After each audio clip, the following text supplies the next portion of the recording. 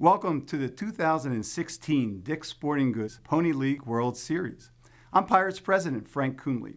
Baseball teaches our youth about teamwork, sportsmanship, determination, hard work, perseverance, and so much more. These are values that will serve these young players well in their lives off the baseball field. The Pirates and all of Major League Baseball are encouraging young people to play baseball and softball and to pass on their love for the game and its values to their own children. We're excited to help the Pony League showcase the pure joy and beauty of this great game of baseball here in Western Pennsylvania. All of us in the Pirates organization hope that you enjoy the action of the 65th Pony League World Series. Now, let's play ball.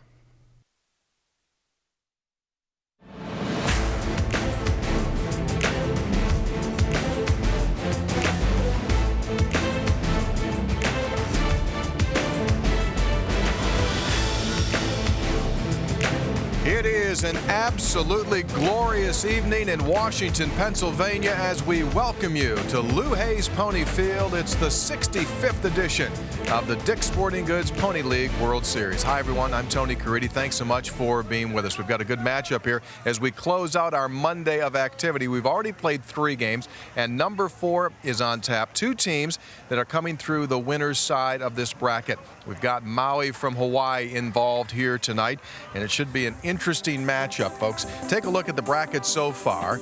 Laredo, Texas, the opposition here tonight from Maui.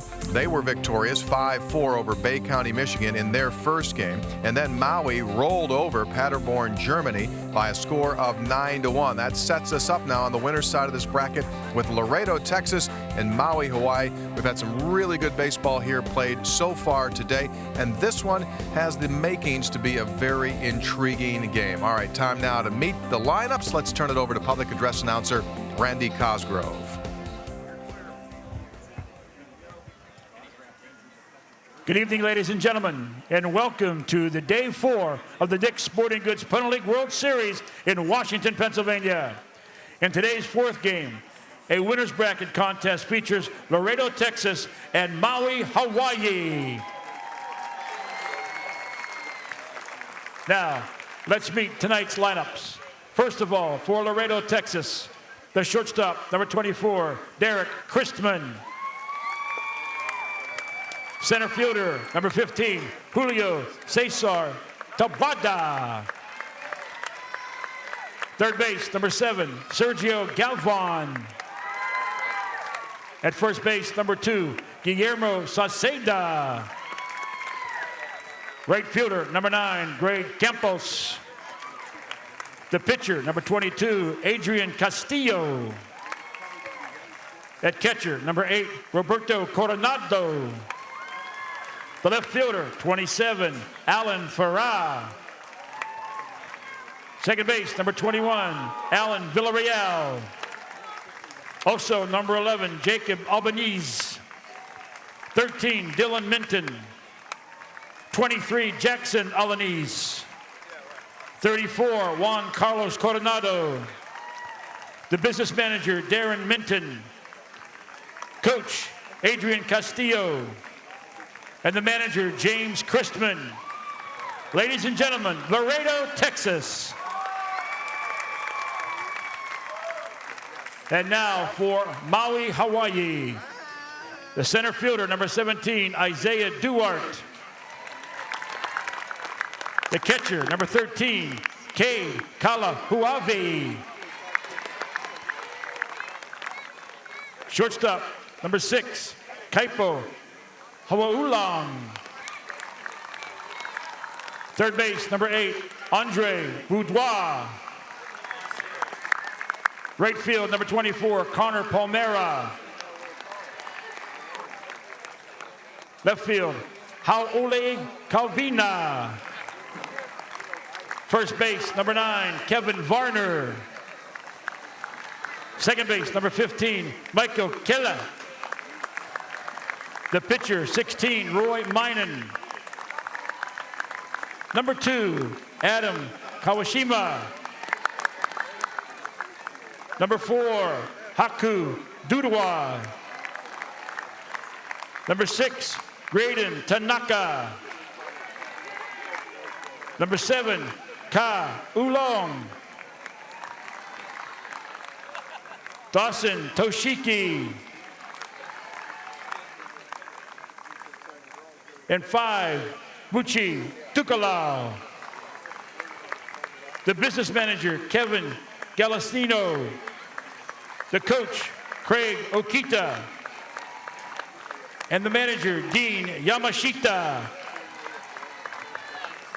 Your umpires, behind home plate, Ryan Gillespie. First base, Bob Schleiden. Second base, Greg Schuring. And at third base, Joe Dodero. Your decisions committee, Terry Faust, Dick Witt, and Tom O'Connor. At this time, we ask that you all rise for the Pony Prayer and our national anthems. Gentlemen and boys, please remove your hats. Thank you to all veterans and active duty members of the United States Armed Forces for your service.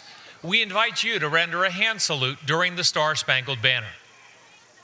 Almighty God, help us to realize that we are gathered here to watch young people play baseball, not to second-guess strategy, dispute decisions, or questionability. That we are here to cheer, to encourage, and to join in the fun that is baseball, not to jeer, discourage, or otherwise degrade the game. That while officials and players are expected to perform within the bounds of certain standards, we also, as spectators, are expected to conduct ourselves within the bounds of good sportsmanship. May this contest end without injury, without feelings of ill will, without disgrace, but as an activity worthy of thy blessing. Amen.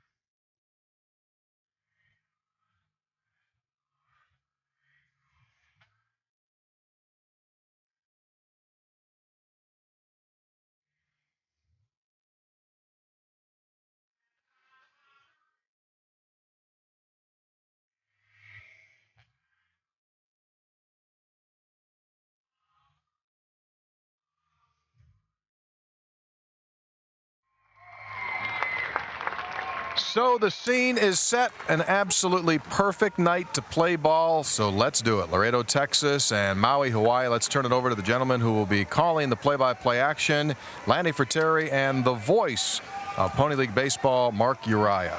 All right, Tony Caree, thank you very much. We appreciate it. And, boy, Lanny, an exciting night here, both on and off the field.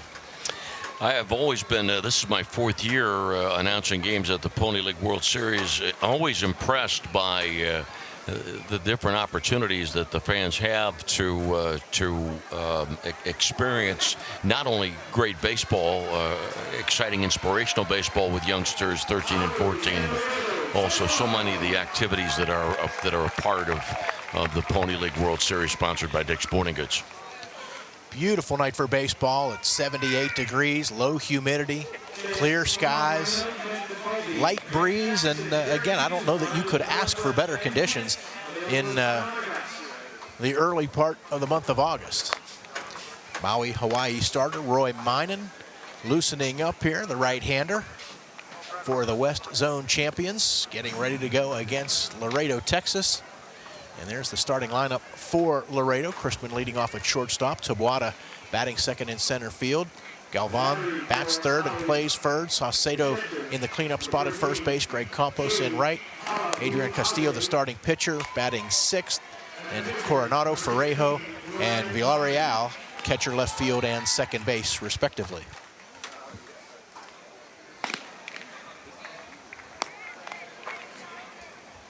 And defensively for Maui, Minan, who you saw on the hill there. And Kalahuawehe behind the plate. Kevin Varner gets the start at first base tonight. Micah Kalei at second, Kaipo Haioli at short, Andre Beaudoin, the third baseman, outfield from left to right, Haoli Kaliva, Isaiah Duarte, and Connor Palmyra. And we'll get the umpires after we look at the dimensions here at Lou Hayes Pony Field. 350 to straightaway center, 250 down the lines, 54 feet from pitcher's mound to home plate, 80 feet bases. So you get a look at slightly smaller dimensions than what you see in Major League Baseball here for Pony League. And we're just about ready to go. Brian Gillespie, the home plate umpire for this game. Bob Schleiden at first base. Greg Schuring at second. And Joe Dodero at third. Isaiah Duarte to lead it off here. Well, let me flip the book here. Derek Christman to lead it off here for Laredo in the top of the first inning. Here we go. Play! And we're ready to go.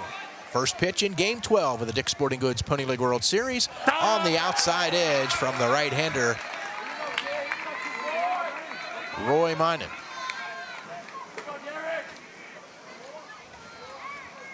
One strike pitch, hit well, but into right center field. Now Shallow going to drop in, little misread there in right field by Palmyra. This is that kind of twilight sky that's difficult to pick up the ball. Sky isn't totally darkened yet, and Palmyra didn't pick it up. No, right fielder took a couple of steps back initially. It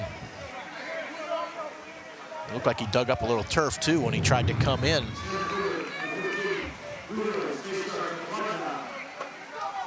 So a base hit for Christman to start the ball game. Julio Cesar Taboada, the batter. Taboada hits from the left side and takes a strike. 1 for 4 so far in the series with an RBI. Again, Laredo defeating Bay County, Michigan on Saturday by a 5-4 score. Good back and forth ball game there. Bay County still alive in the losers portion of the bracket here in the bottom half. Again, whoever loses this game is going to have to come back at 12:30 tomorrow afternoon and face Bay County. Then whoever survives that game comes back at 8 o'clock tomorrow night and takes on the winning team tonight. Throw over, and Christman able to get back.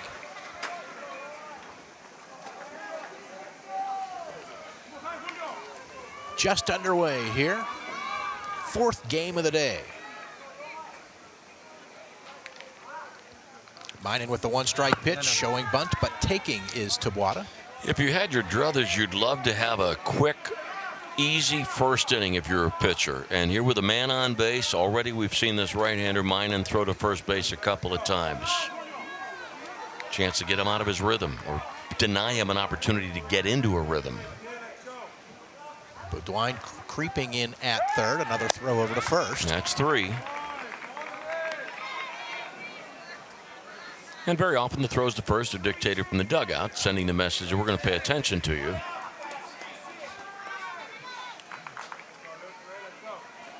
Minan checks first again. Now the pitch. Comebacker.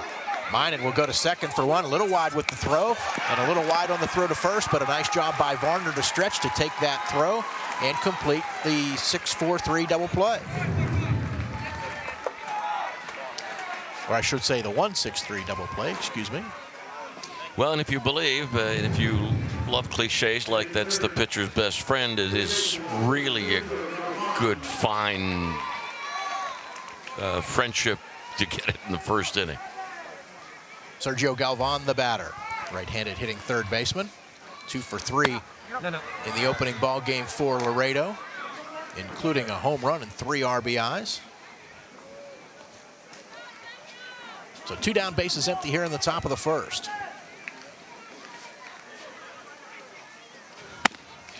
There's a called strike. Galvan was the starting pitcher for Laredo in their opening ball game, playing third tonight. And Galvan asking for time.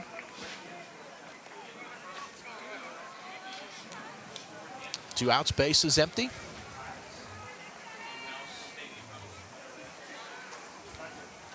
One pitch on the way. Swing and a miss. Minor took something off of that one, had Galvan out in front.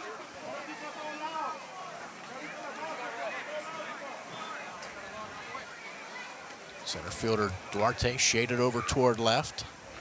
Yes. Swing and a miss. Good pitch down in the zone. Galvan down on strikes for the 3rd out of the inning. 1-2-3 with the aid of the double play after half an inning.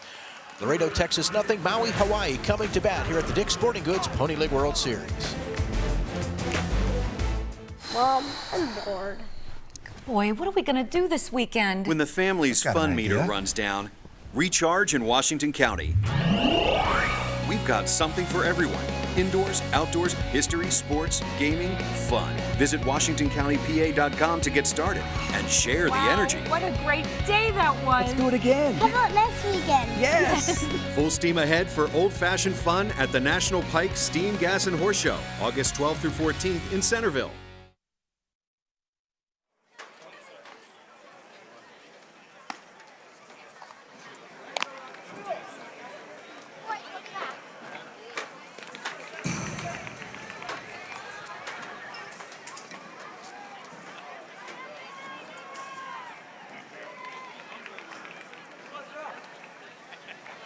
Maui, Hawaii, the home team, to bat here in the bottom of the 1st inning, scoreless after half an inning of play.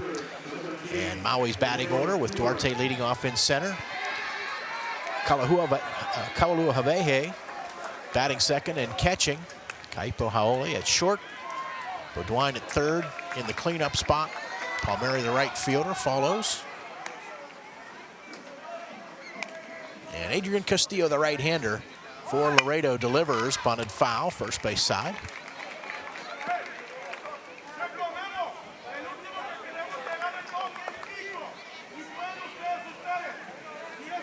Mentioned Laredo as we get a look at their defense. Castillo on the hill, Coronado behind the plate, Saucedo, Villarreal, Chrisman, and Galvan around the infield from 1st to 3rd, and Ferrejo, Tabuada, and Campos from left to right in the outfield. 1 strike to Duarte. Good fastball on the outside corner. First pitching appearance of the series for Adrian Castillo.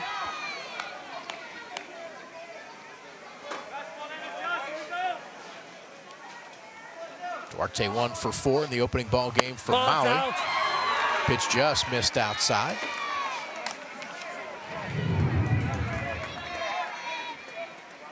See just a bit off the plate. Maui winning yesterday over Paderborn, Germany, 9-0. Nope. Pitch down and away to even the count at 2. Castillo out in front of the county had the advantage, tried the breaking ball away, hoping to get Duarte to chase. That wasn't the story.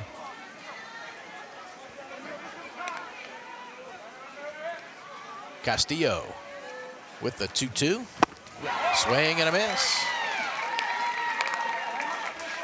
1 down here in the bottom of the 1st.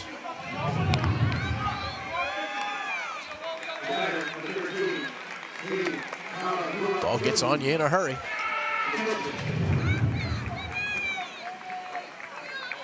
Cade Kalehuawehe, the catcher, steps in. Was 0 for 2, but did score a couple of runs. And he takes the strike. And that was yesterday. Walked twice in that game.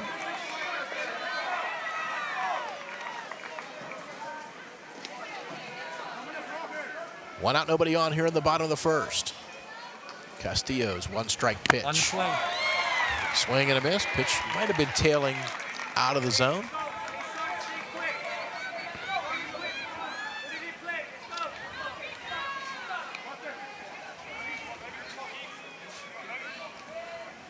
Oh-2 on the way. And called, strike 3. Fastball on the outside corner. So Castillo starts with a couple of strikeouts. And has gotten the first 2 outs with 8 pitches. And is effectively hitting the outside part of the plate. Might have gotten a little bit of help there. Good job on the part of the catcher, Coronado, to frame that pitch. Kaipo Haole, the shortstop, with 2 outs and the bases empty. No. Takes ball 1. Hawai'i 3 for 4 yesterday. 2 doubles. 2 runs driven in, and he scored 3 times. 1-0 pitch. No, it's out. This low and away. Got the home plate umpire Brian Gillespie mic'd so you can hear his calls.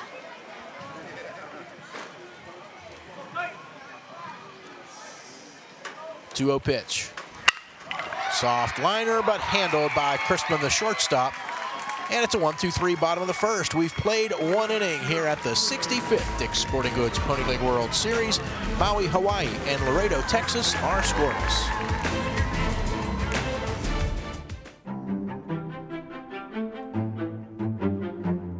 At UPMC, we see more than bones and ligaments. We see passion and potential, which is why more people choose the nationally recognized orthopedic care at UPMC to keep them moving at full speed. Head to toe, start to finish. UPMC Orthopedic Care.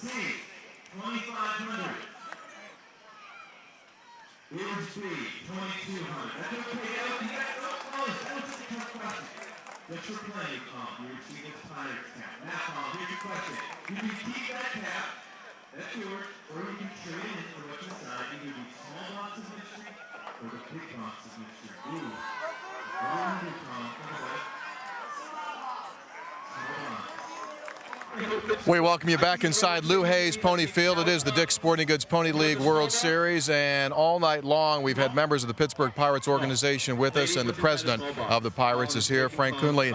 Frank, this has been a wonderful night. Earlier on, we saw some of the greats in Pirate history, including a current member of the Pirates organization. I know that youth baseball is a big initiative for the Pirates organization. What's the biggest thing you think kids learn from this game? There's so much that you learn from the great game of baseball. I mentioned here tonight, teamwork. What it means to be a part of a team, what it means to be a good teammate. That's a tough concept to understand, but you really understand it when you play baseball, and everybody has to pull for one another. You have to care about your teammate more than you care about yourself and your own success. And I find that the teams that are the most successful, even at the professional level, they care about their teammates more than they care about their own success. So there's so many great disciplines that you learn from this game that you take with you for the rest of your life. Speaking of teammates, those 3 guys over there in those gold jerseys, you know, once a Pirate, always a Pirate, right? The 79 members of the World Series, you had Omar Moreno, you had Kent Tekulve, you know, Jackson. and Grant Jackson, exactly. I mean, it stays together, it never ends. They're always a family. That team was the family, the last World Series champion team of the Pittsburgh Pirates. It's our job to get that next championship team here in Pittsburgh. And we had one member of the current Pirates here with us as well, Jared Hughes, who came down here to encourage these kids to continue to love the great game of baseball and to play and have fun, and that's what it's really all about. Yeah, it's been a great night. Pirates, the Pierogies, everyone was here. Frank, thanks so much. We appreciate it. My pleasure. Thank you. Frank Coonley, the president of the Pittsburgh Pirates. Now let's head back upstairs. And the guy who called that 1979 World Series championship for the Pittsburgh Pirates, my partner Lanny Ferteri. And never gets old to hear that or think about it, does it, Lanny? No, it does not. And Chuck Tanner, of course, did a tremendous job of organizing that team during the '79 season. Remember, the Pirates traded Frank Taveras during the year for Tim Foley, and then also during the year traded for Bill Madlock, 2 very important pieces of what became a championship puzzle. Start of the top of the 2nd inning, Guillermo Saceda, left-handed hitting first baseman, bats against Maui's Roy Minan. 1-0 pitch. Chopper to the first side. Varner can't handle it, and it will go into right field.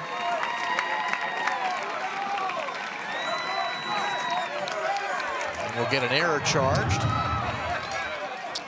Another look at it on the TV side.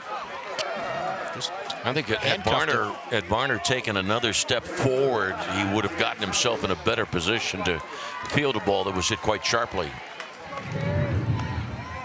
So leadoff man on here for Laredo in the top of the second. Greg Campos, the batter.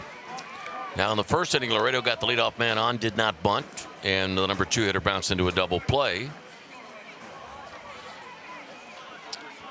Campos 1 for 3 for Laredo on Saturday. So I guess if you're not going to bunt early with your number 2 hitter in the batter's box, you're not going to bunt early or relatively early with your number 5 hitter in the batter's box. So Sauceda at first. A throw over. You mentioned the 2 trades the Pirates made in '79. And the Madlock deal didn't come until June. No, I know. I was going to say it was later. I know that. And I remember how excited I was when I got news of that trade.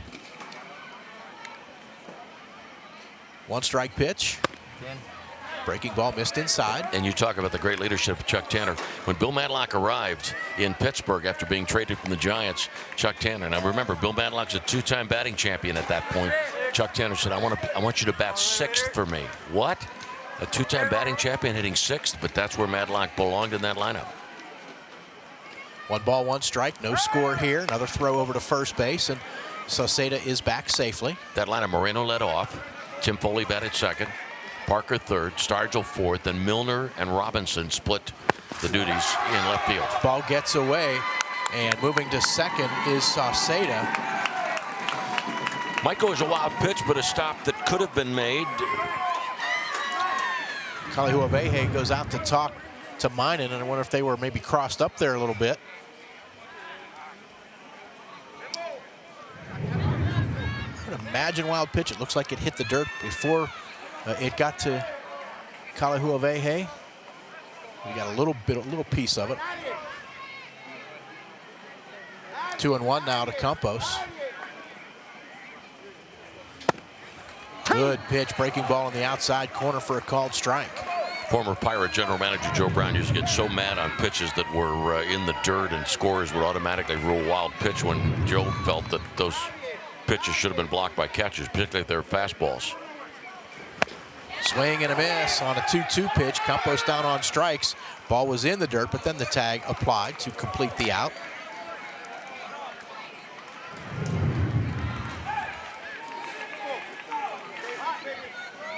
Summer of '79 was summer before my senior year of college.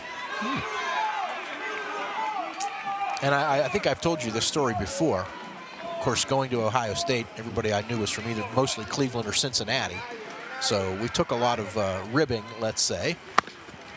Pitch for a called strike, throw down, but late getting to second base is Calais. Ball off his glove into left center field, and getting up and getting to third is Sauceda. That was a extremely weird play, as you called it, Mark. There was nobody moving quickly enough to cover second base, and consequently the second baseman Calais was lunging for the ball at the last second and pushed it out into left center field. Error is going to be charged to Kalihuawehe, the catcher. But I've told you this story before. We were playing intramural football of Game 7 of the World Series.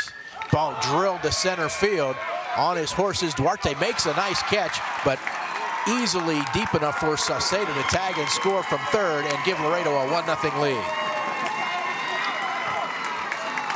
It'll be an unearned run because Sauceda reached by way of an error, and good base running on the part of Sauceda. The minute the ball was hit, he goes back to the bag because he knows that if the ball's not caught, he can still score easily from third base. So that's what you do right off the bat. You go back to the bag so that you're in position to tag up. Then if the ball's dropped, you can score anyways. Roberto Coronado, the batter, 1 for 3 in the series. Takes okay, so you're intramural? We're playing intramural football. there were something like 150 teams in this program, and the public address announcer comes on, and there are probably 7 or 8 games going on at one time. 1-0 pitch, chopped up the first base side. It will go foul and stay foul. A ball and a strike. The public address announcer comes on and announces that Willie Stargell has just hit a home run for the Pittsburgh Pirates to give them the lead. Got home in time to see the end of the game, but myself and my roommate, Dr. Dave Pulio, who lives in the South Hills, is a podiatrist. Of course, he and I weren't thinking too much about intramural football at the time.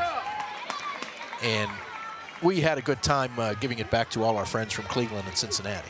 1-1 pitch.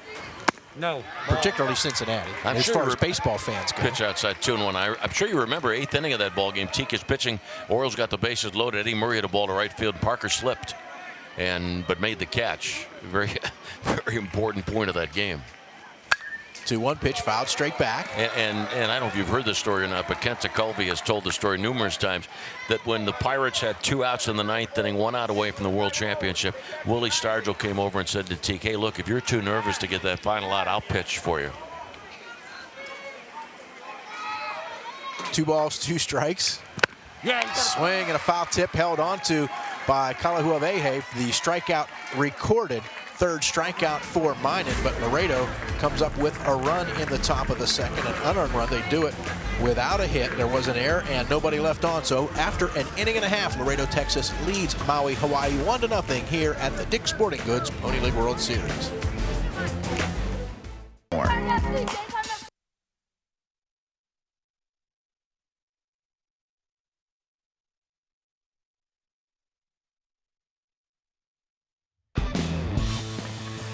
We'd love for you to follow us here at the Dick's Sporting Goods Pony League World Series, and we've got 4 elements from the social media world to do just that. You can follow us Facebook, give us a like, on Instagram, Snapchat, and on Twitter. And on Twitter, we'll be sending highlights of the big plays here.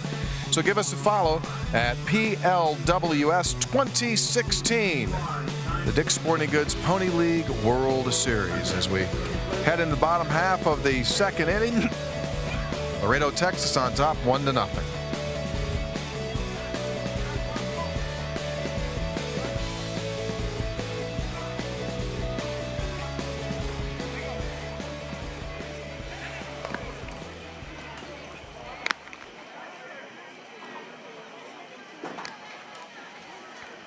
Back here at Lou Hayes Pony Field, home of the 65th Dick's Sporting Goods Pony League World Series. 1-0 lead for Laredo, Texas over Maui, Hawaii as we go to the bottom of the 2nd inning. Andre Beaudoin, Connor Palmyra, and Haoli Kaliva to bat for Maui here against Adrian Castillo, right-hander for Laredo, who retired Maui in order in the bottom of the 1st, striking out the first 2 batters that he faced. Beaudoin takes low and away.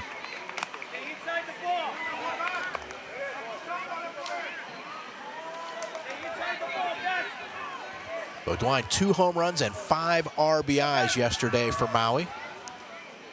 2 for 3 in the game, swings and misses.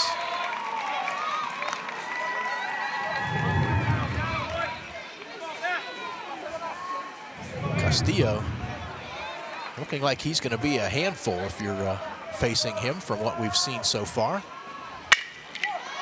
And that one chopped fair inside the 3rd base bag. So Beaudoin continues his hot hitting, takes a big turn, then an overthrow, and Beaudoin will get to 2nd.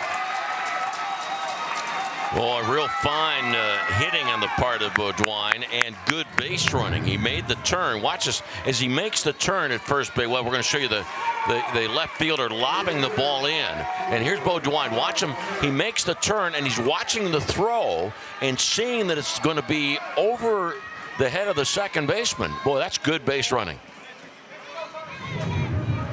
A single and an error. And my apologies to our radio listeners. I was saying you can see that's what happened. He was in position to see where that throw was going to go, and when he saw it was going to be errant, off he went. Connor Palmyra, the batter. 0 for 3 yesterday, did drive in a run. So Maui trying to answer the Laredo run in the top of the 2nd. Called strike.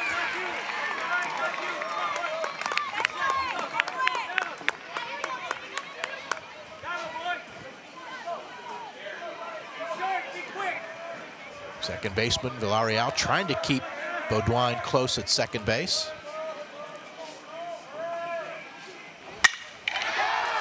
Lined right at Villarreal, but he cannot get to the bag in time to double off Beaudoin. And Beaudoin again, good base running. He understood that he needed to make sure the ball was going to go through, and didn't get far enough off second base that he should be doubled off. And unfortunately for Maui, Maui was hoping that at least Palmyra would get the runner over to third with an out to the right side, but that didn't happen. Oli Kaliva, the batter, 1 for 4 yesterday. And he lines one that's foul down the right field line.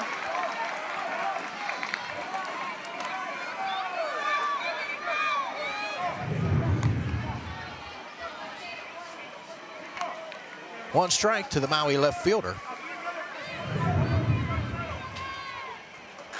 Have you ever been to Hawaii, Lanny? I have not. Nor have I. And you may have heard me say this before, too. When I go, I'm buying a one-way ticket. Is that right? That's it. I am not coming back. Taking my golf clubs and maybe a few clothes, and that's it. One strike. Hard hit ball just past the diving Galvan down the left field line. Being waved home is Beaudoin. Here comes the throw from Ferrejo, and Beaudoin puts the brakes on and comes back. Taking second on the throw is Kaliva. Huh. After he said all those great things about Beaudoin's base running, it did appear that his third base coach was waving him around third. Yes, he was. And for some reason, he came around and stopped and then went back to third. And, well, I guess, you know, the old adage about if you hesitate, you're lost. In that case, he hesitated so best that he goes back to third. Now, question about how Laredo is going to play its infield with runners at second and third, one out. Looks like the shortstop and second baseman are halfway. Kevin Varner Jr., 0 for 2 yesterday. Left-handed hitter, first base open, takes a strike. 1-0 Laredo, but Maui threatening with runners at second and third and one out here in the bottom of the second.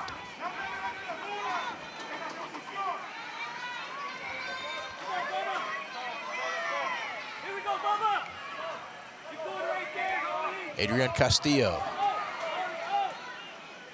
The one-strike pitch, just missed inside.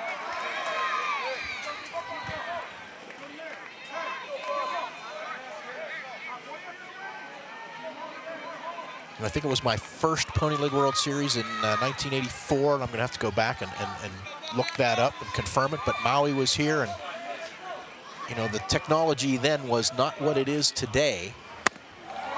And there is a called strike to Varner. 1 ball, 2 strikes.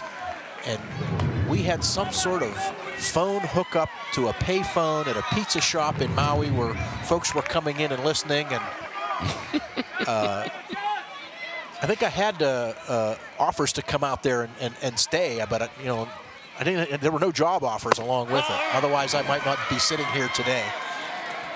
Strike to make it 2-2.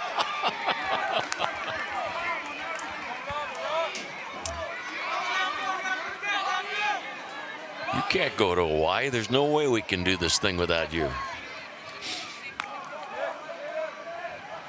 Well, yes, you and Randy could make a seamless transition. 2-2 pitch, chop to the left side and foul. I tell you what, though, if over the next week or so we can't find you, we're going to think that you flew home with the Maui team. You flew to Hawaii with them. Well, and you'll have plenty of capable students you can send this way to take over. So I have no, that will not, me not being here will not be a problem. Do you know where you want to go go in Hawaii? You have a favorite spot in Hawaii? No, not really. Not having been there, no. And I'm only half kidding when I say it. 2-2 pitch downstairs. Full count. Boy, critical point of the game. How important, we don't know, but it's 3-2 now with runners at second and third. And the middle infielders have moved back a couple of steps over these last few pitches.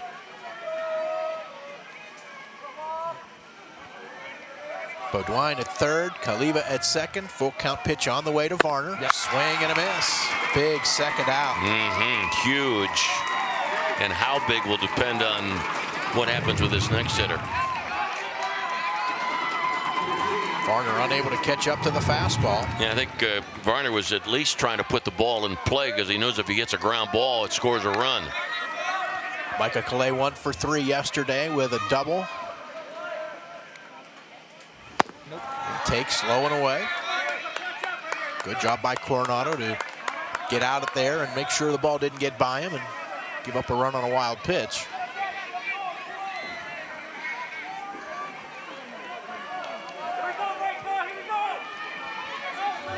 Castillo's 1-0. Fouled straight back.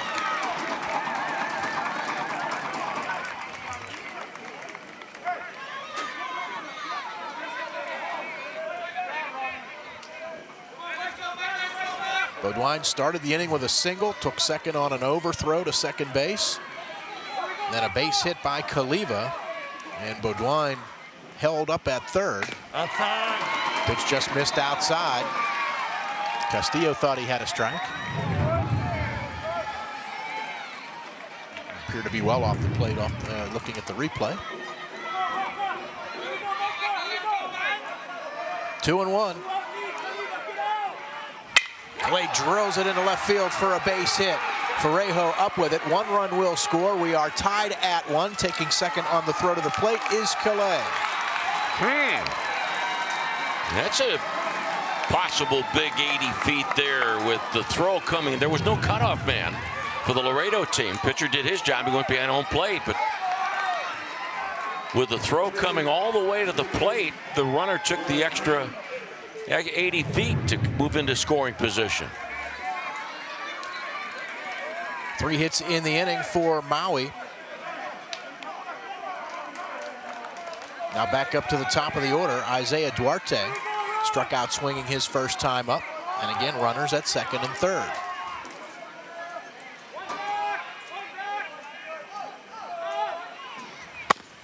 Let me correct myself there. It's mine and the number 9 hitter.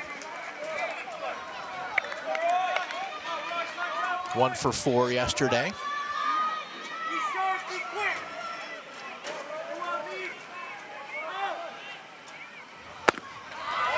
After a strike, borderline pitch for a called strike there. Mine and check swing held up.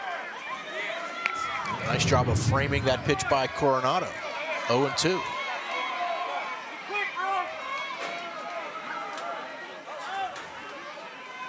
Castillo from the stretch delivers. Missed inside that time.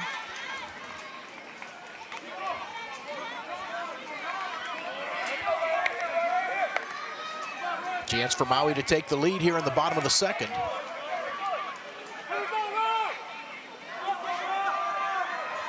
Castillo with a 1-2 pitch. Swing and a miss. Got mine and out in front. And that retires the side. But the tying run in for Maui in the bottom of the second inning on 3 hits, 1 error. They strand a pair. We played 2. Maui, Hawaii, and Laredo, Texas tied at 1 here at the 65th Dick's Sporting Goods Pony League World Series. All the gold on Earth can be traced back to the stars. Upon violently exploding, their contents scattered across the galaxies, into our oceans, our deserts, and eventually us. Gold, it's in us all. Only some have the strength to dig it out.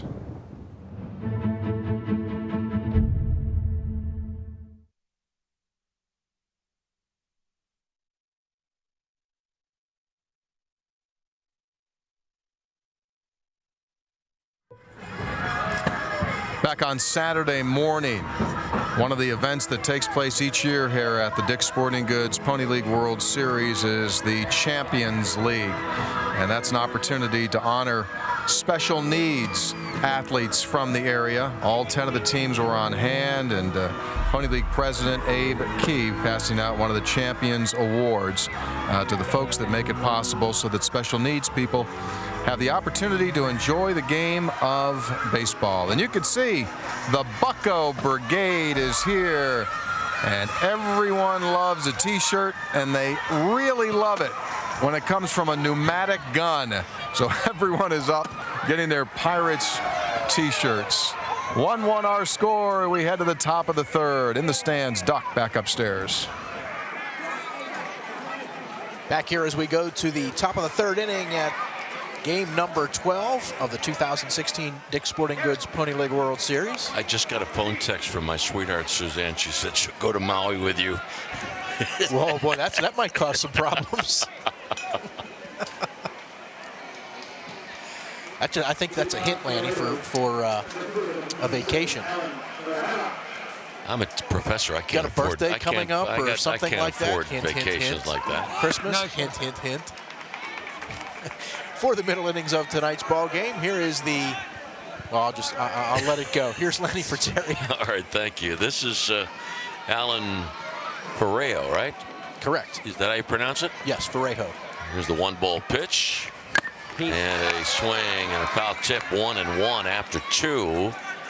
Laredo 1-run, 1 hit, and Maui 1-run, 3 hits. Work the middle, baby. Work the middle. Roy Minen kicks and deals and hits Ferrejo. So it's the third time in the first 3 innings that Laredo's had that leadoff hitter on. Ferrejo squaring around to bunt and then having to turn his back to the pitch. Villarreal, second baseman, left-handed batter. And in this situation, Beaudoin, the third baseman, is up on the grass looking for the bunt. Number 9 hitter in the batter's box. Just down. And the pitch is down, ball 1. No bunt shown there by Villarreal. 1-1 ball game, third inning. 4th game of the day, 12th game of the tournament. With Ferrejo at first base being held on by Varner. Now bunt stance, and the pitch is inside 2-0. Marching towards the championship game Wednesday night. 7:30. It'll be on the Point, channel 22. 2-ball pitch. He is up high. Coverage on WJPA, Washington, Pennsylvania. Green Sports. On MLB.com and on the American Sports Network. Video from Pikewood Sports. Pitch is high, hit batsman, and a 4-pitch walk. And top of the order, let's see if Chrisman is bunting. 1-1 ball game. Chrisman, who was the winning pitcher on Saturday in the Laredo victory over Bay County, Michigan, worked 2 innings of relief, 2 innings of scoreless relief.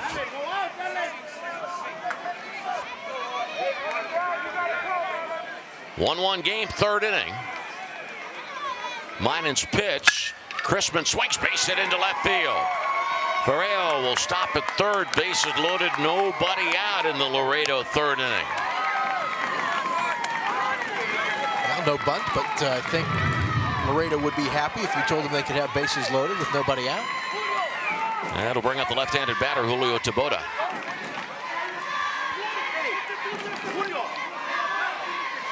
And the middle infielders a double play depth. The Maui infield up at the corners. 1-1 game in the third, but Laredo has the bases loaded, nobody out.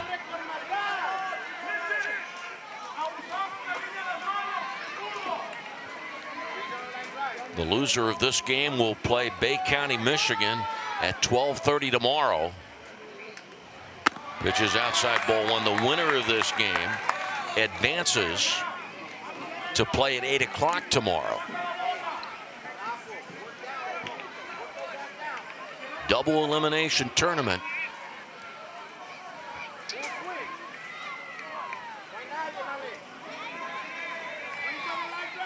Now the stretch by Minan. Swing and a miss, 1-1. As Mark has pointed out numerous times, it is such an advantage to avoid that loss and slide into the late games of Tuesday. Chinese Taipei has done that already. Bases loaded, nobody out. 1-1 pitch from Minan. Strike call in the inside corner on Tabota. Galvan on deck.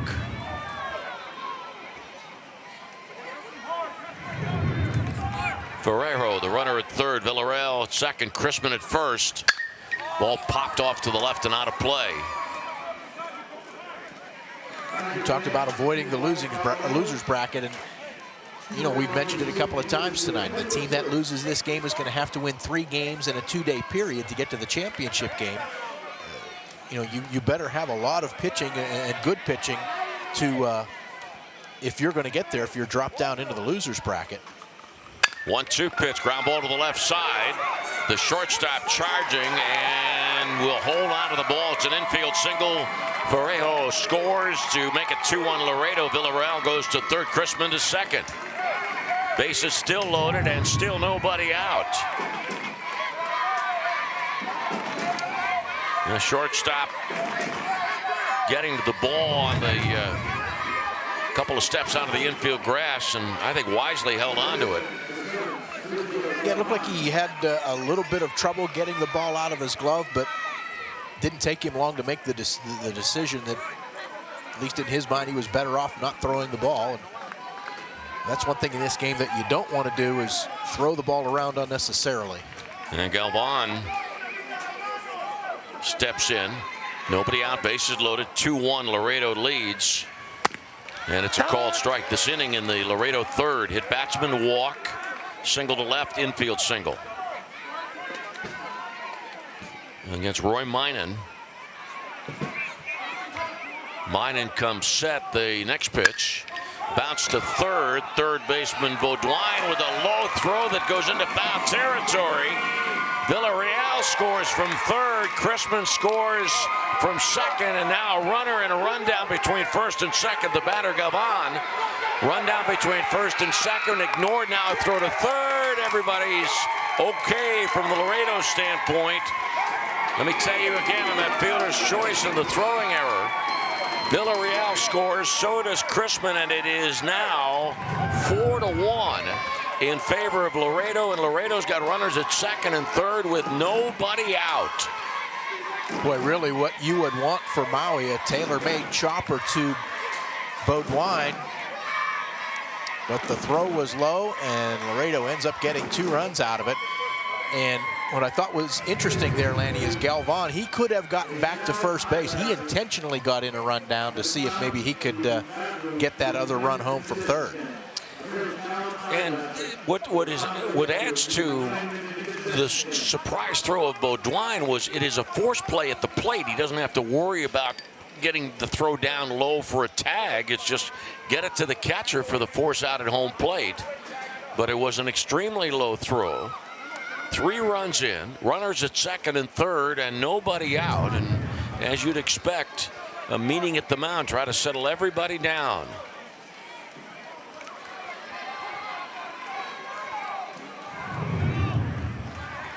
No RBIs on that play. Fielder's choice. That's right. Yeah, board shows, scoreboard shows 1 out. I'm looking at my book here, and there are no outs.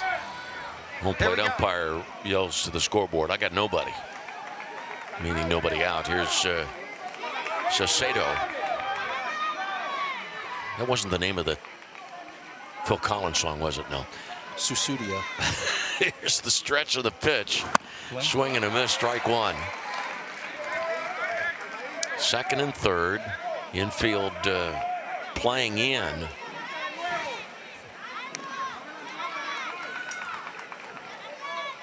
Oh, 1 pitch.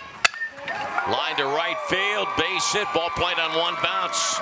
Tabata scores from third. Galvan goes to third on the single by Saucedo, and it is a 5-1 Laredo lead over Maui. And still nobody out.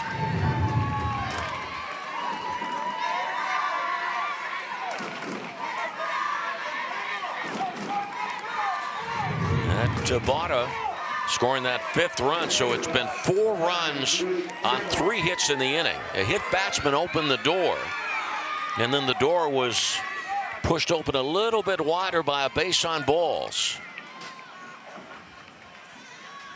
Swing and a miss by Campos on a pitch down and away. There's a ball on the field in right center field. Yeah, there were giveaways here tonight. I think wiffle balls were part of that. The Pirates gave away wiffle balls and wiffle ball bats, yes. So we figured we wouldn't be surprised to see some of those end up on the field at some point. Well, not thrown on, but probably people playing wiffle ball out behind the right center field fence there, right? But the Pirates really stepped up big time here tonight with everything that they brought here tonight, and we want to thank them very much. Runner going, pitch a strike, throw to second base.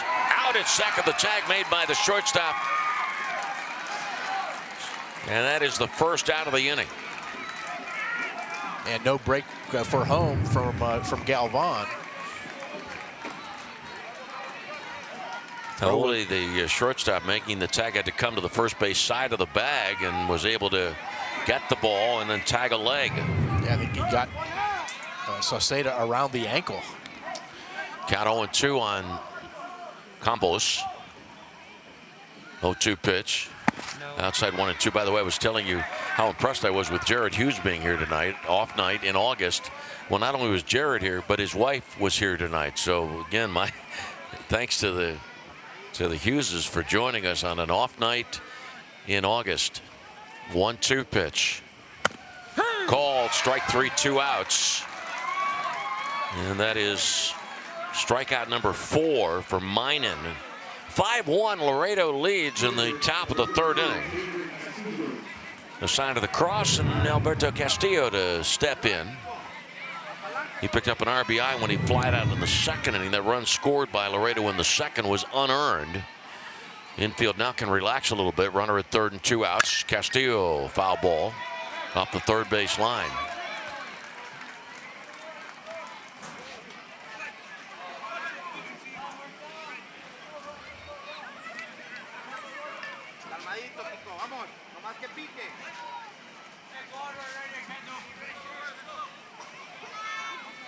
Minan steps off here, and Castillo then steps out.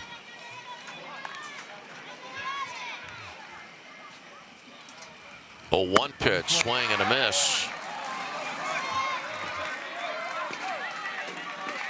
Big cut by Castillo, who had a sac fly and an RBI earlier. It was an inning ago. Runner at 3rd, Galvan.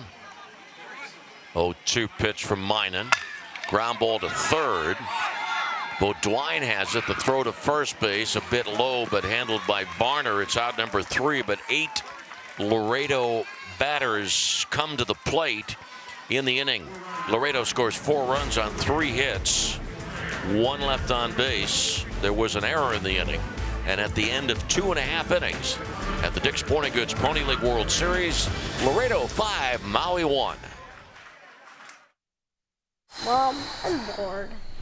Boy, what are we going to do this weekend? When the family's fun meter runs down, recharge in Washington County.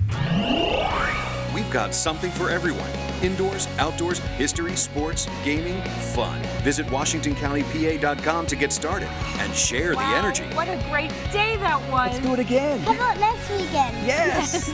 Horse around at the Washington County Agricultural Fair, August 13th through the 20th at the Washington County Fairgrounds.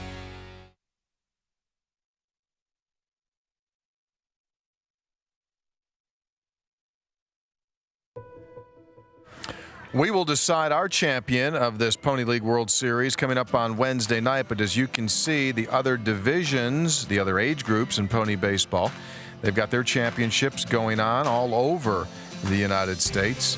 You can see the Pintos, the Mustang, and all the way over on that right side, the oldest of the old, the Palominos, which takes place in Lafayette, Louisiana, defeating Santa Clara, California. So a lot of activity in pony baseball, not just here in Washington, PA, but literally across the nation. 5-1 is our score. Laredo, Texas on top. They've taken advantage of 3 errors by the Hawaiian squad.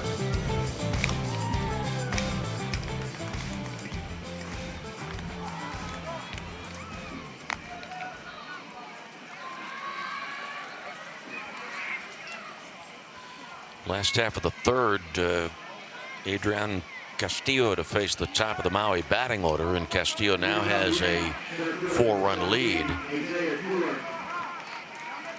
Duarte struck out his first time up.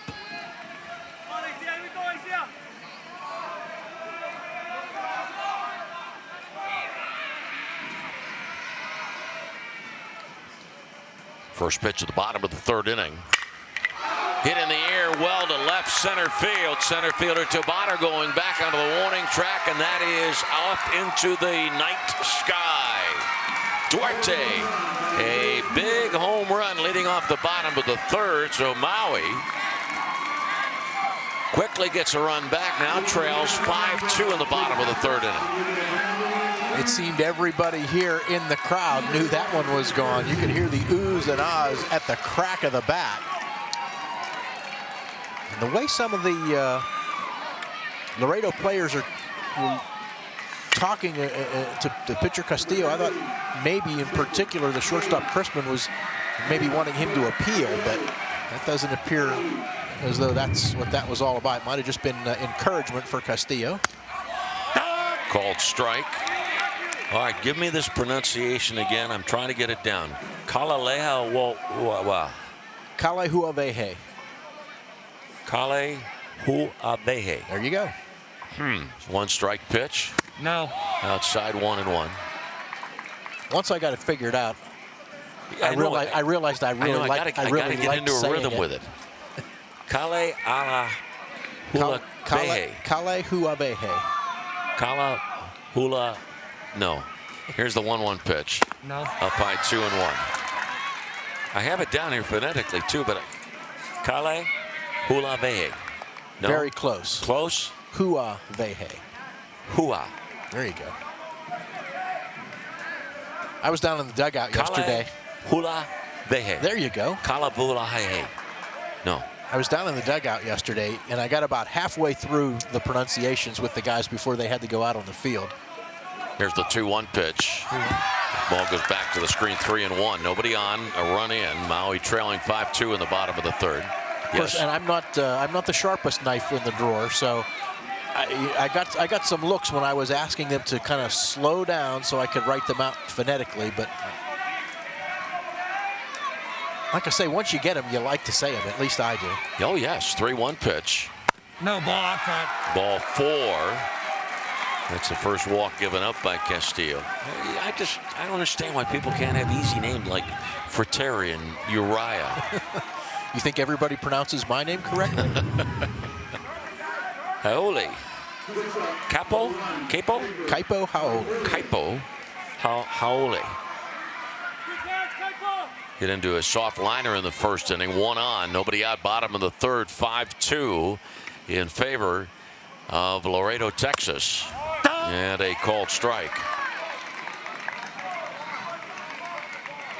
My friend Tony Caridi's probably down there listening, making fun of me. Yeah. If he had gone to Syracuse, he would have gotten all that worked out very well. Hadn't gone to Ithaca instead of Syracuse. Throw to first base. Kalehuavehe gets back safely.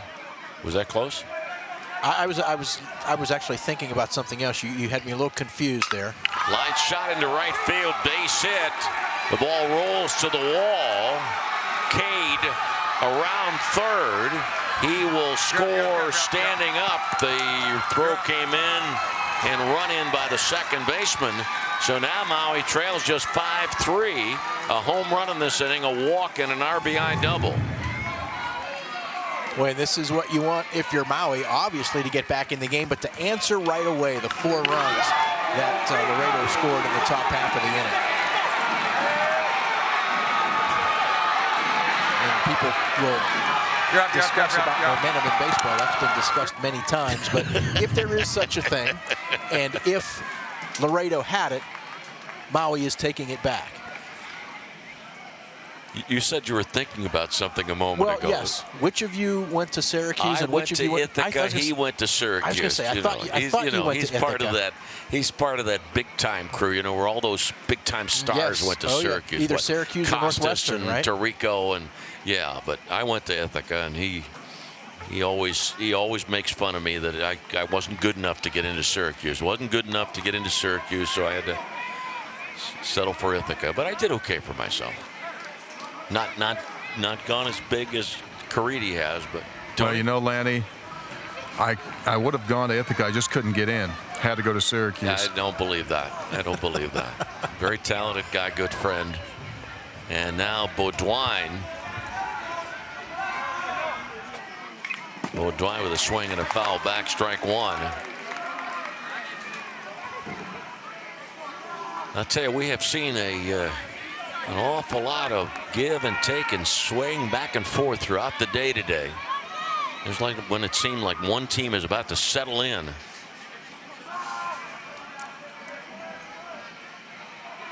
A 1 pitch. No. Outside 1-1. And you've heard me talk about this before, and some of my strong beliefs about baseball come from my good friend Jim Leland, who always said your momentum's only based on what the other guy's throwing out there on the mound. That's why I looked at you when I said that. Yeah, and here's the stretch by Castillo, and the 1-1 pitch, swinging him as 1-2. And the other thing too, if you ever have a chance to spend a little time with Jim Leland, ask him what he thinks about the phrase clubhouse chemistry. He doesn't believe it exists. Well, I was going to say it's good when you win. It's not when you lose. That's right? exactly where he goes with it. You got a bunch of winning players that are happy in the clubhouse. Yes. You got a bunch of winning players that are losing players happy in the clubhouse. I'll show you a losing team. Ground ball to third, throw across. Good play. Baudouin is out. Galvan to Saucedo, holding at second base. Hawai'i. And now Palmyra, who lined out in the second inning. It's 5-3. Laredo leads Maui in the bottom of the third inning.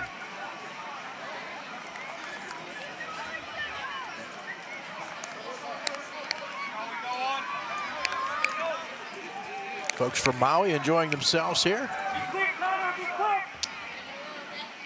Here's the pitch. Low and outside, ball one, handled well by Coronado. We got 4 games tomorrow. We'll get started at 10 o'clock tomorrow morning with Chesterfield, Virginia against Los Mochis, Mexico.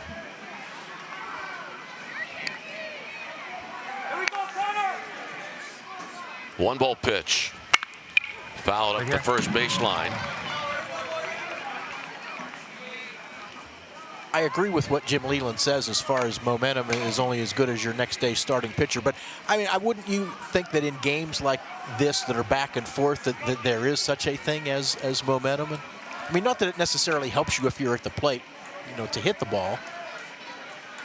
But then that goes to the same about hitting being contagious. And maybe it's really it's a semantics thing.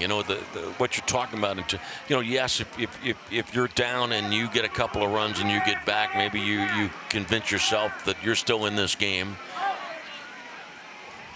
Swinging them as 1-2. Where in essence, whether you are or not is dependent. Obviously, if that guy on the mound decides and he's really on. You can have all the confidence in the world, but if he's really on, you're done. But at this level, ages 13 and 14, you're certainly talking about a wide range of talent from position to position. And a turn by Castillo and a look towards second base.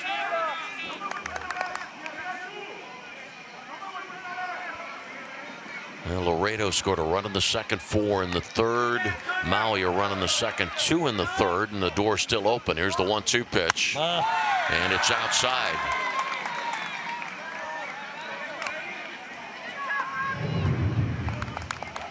Pretty close with a breaking ball away.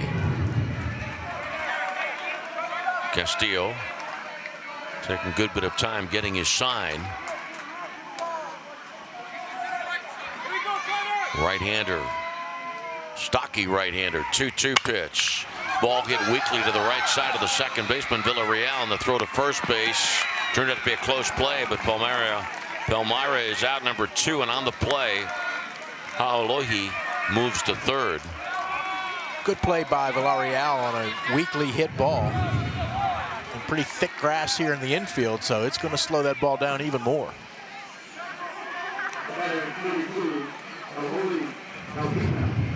Kaliva singled in the second, batting with a runner at third and 2 outs. It is 5-3 in favor of Laredo, Texas.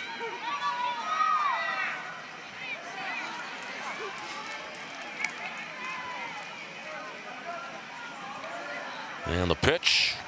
Nope. Ball 1. Laredo located in southwestern Texas along the Rio Grande. Southwest of San Antonio, directly west of Corpus Christi. 1-ball pitch. Outside, 2-0.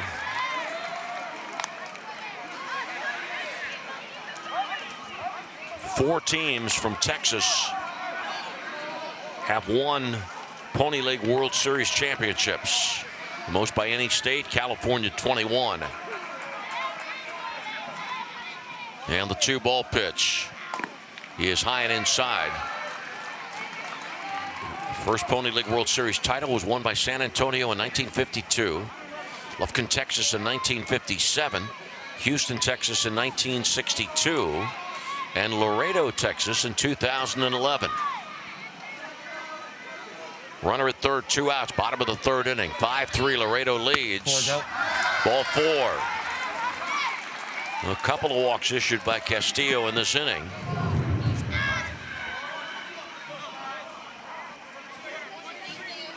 And we're going to get a pinch hitter.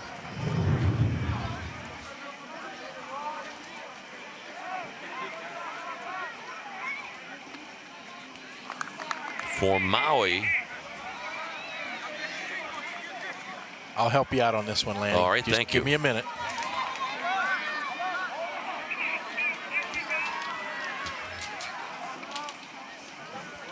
I wanted to keep my sheet handy just for this reason. Mochi? Well, that's what they call him. And when I went down to get the names yesterday, that's what his friends were saying. He said no. He wanted to get the full name, which I will get as soon as I can find my sheet. Ducalo, is that right? That is correct on the last name. Okay. Yes. And a called strike. There it is. Hopefully I'll get it out here before we complete the at-bat. Kaipo Hau'oli.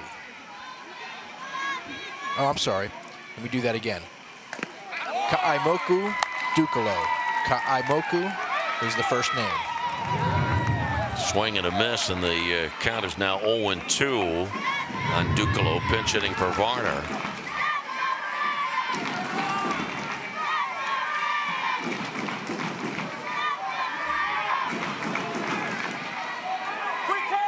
Runners at first and third, 2 outs. Runner at first going, pitches outside. There'll be no throw. Kaliva head first slide, second and third. For those of you that are listening to our radio broadcast, television just showed this young man's first name, and he's got in his first name 4 A's, 2 I's, 2 O's, 1 U. No E's, no Y's. And see, if I was to shorten his first name, it would be Lanny. Lanny Ducalo. 1 ball, 2 strikes. Runners at second and third. So the tying run at second base for Maui in the bottom of the third. Called strike 3. That brings the curtain down on the home half of the third inning. Maui scores 2 runs on 2 hits. 2 men left on. Maui has left 4 men on base, all 4 in scoring position over the last 2 innings. At the end of 3, at the Dick's Sporting Goods Pony League World Series, it is Laredo, Texas 5, Maui, Hawaii 3.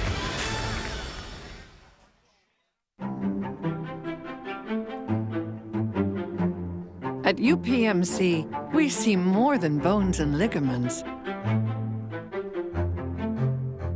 We see passion and potential, which is why more people choose the nationally recognized orthopedic care at UPMC to keep them moving at full speed.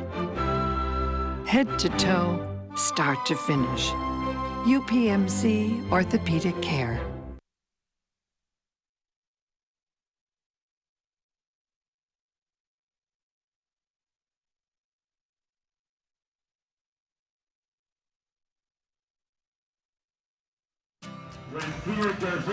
This is our fourth and final game of the night. Here's what's happened so far today.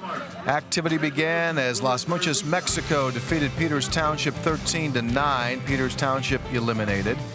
In our second game, Paderborn, Germany was ousted from our tournament field. Bay County, Michigan wins it 12-9. They'll be back tomorrow. And in the game which preceded this one, Chinese Taipei remained unscored upon in its first two games of this tournament, defeating Chesterfield, Virginia 10-0. In fact, that game was stopped as the result of the 10-run mercy rule. So, Mexico, Bay County, and Chinese Taipei all victorious. Who's going to win this one? Let's watch it unroll in front of our eyes. And video provided by our friends at Pikewood Sports, and I'm proud to tell you that there are a good number of our students from Waynesburg University that are doing great work in support of the Pony League World Series. Swing and a miss, strike one here in the top of the fourth inning with Roberto Coronado leading off. Outside corner for a strike, 0-2. Ducalo stays in the game to play first base. 0-2 pitch. Ground ball to third. Beaudoin's throw to first. On target, one away in the fourth inning.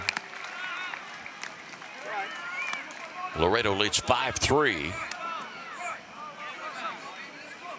Alan Farejo is the batter. Hit batsman, scored a run in the third. 4 games tomorrow. We've had 4 teams eliminated to this point. And a called strike on Farejo. 3 Pennsylvania teams have been knocked out of the tournament, along with Paderborn, Germany. 0-1 pitch. Swing and a miss, 0-2. And those 2 games tomorrow in the 2 early games will be elimination games. Chesterfield, Virginia, and Mexico at 10 a.m. Called strike 3, quickly 2 outs, and now Roy Minen has retired 4 in a row. Did a good job of painting the outside part of the plate. Pick up his 5th strikeout. Villarreal walked and scored in the third, left-handed batter. The loser of this game will face Bay County, Michigan in an elimination game tomorrow at 12:30.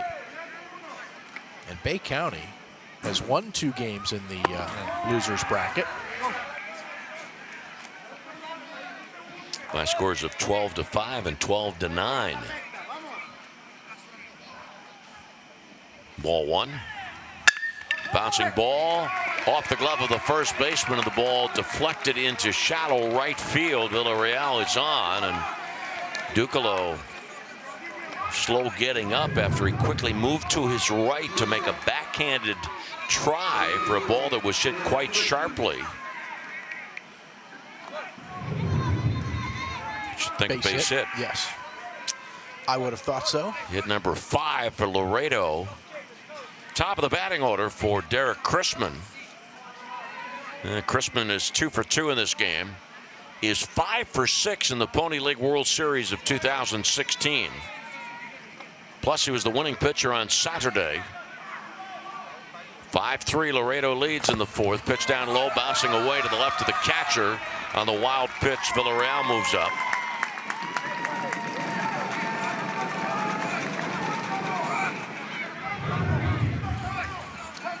It looked like Miner was going to have a real easy inning. He quickly got the ground out on the strikeout. Nothing Kali Huavehe could have done there to try to block that. Ball strike, 1-1. He tried to smother it, but the ball kind of came up and hit his left arm and kicked away.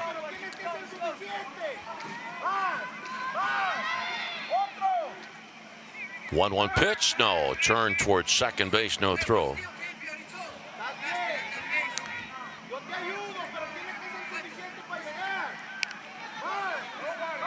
And Minan's next pitch, swing and a miss. Good sharp breaking ball.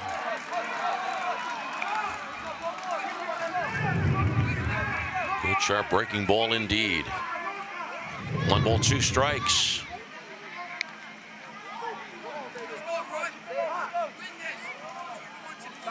One-two pitch, swing and a miss.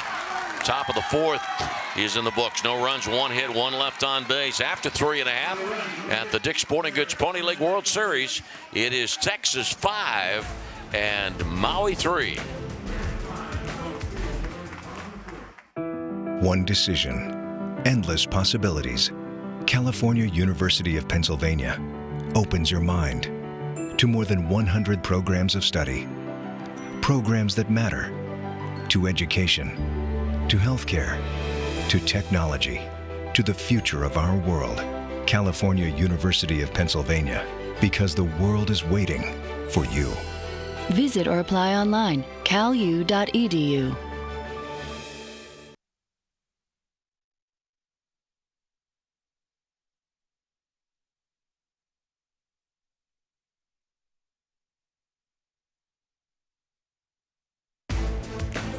The Dick's Sporting Goods Pony League World Series is presented by Dick's Sporting Goods, by the Washington County Tourism Promotion Agency, and by the Observer Publishing Company.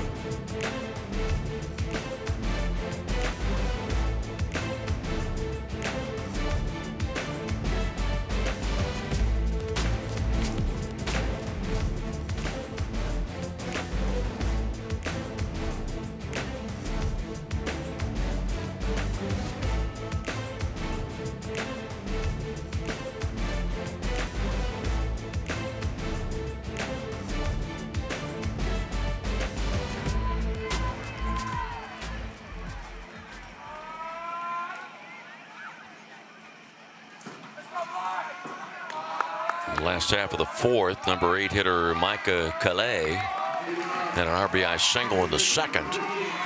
Well, the game was tied 1-1 after 2. It's now 5-3 Laredo in the 4th inning. And Castillo's pitch, swing and a miss, strike 1.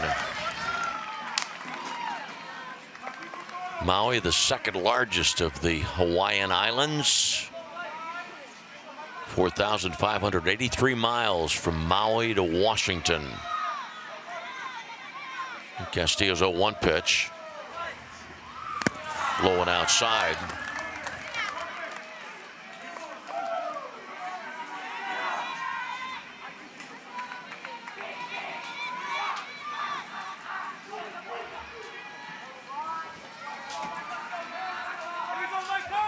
And the burly right-hander delivers the 1-1 pitch up high. The scoring in this ball game as Laredo picked up a run in the 2nd inning, which was unearned. But Maui, across from the Pacific Ocean, across the United States to Washington, Pennsylvania. Called strike 2-2. Hawaii, the 50th state of the Union. And that's why Sid Fernandez wore uniform number 50 when he pitched in the major leagues. I did not know that. That's why he wore 50. 2-2 pitch. Ground ball hit weakly to the first baseman, Saucedo. And unassisted play, 1 away in the 4th inning. And that'll bring up the pitcher, Roy Minan. This is a pitch that was away and hit off the end of the bat. It's kind of a strange roll to the ball. Yeah, some English on that ball. And it's funny because it's coming off the bat of a right-handed batter. You would expect that the spin would take it toward the line. It actually brought it back in toward second base. Yes! And Minan trying to bunt for a base hit. Stuck the bat out and missed the pitch.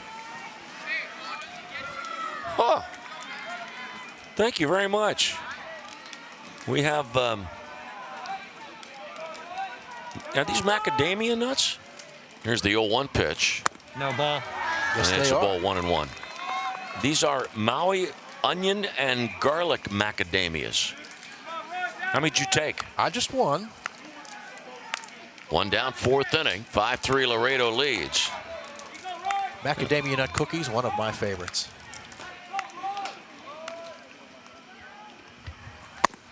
Next pitch is strike. It's 1-2.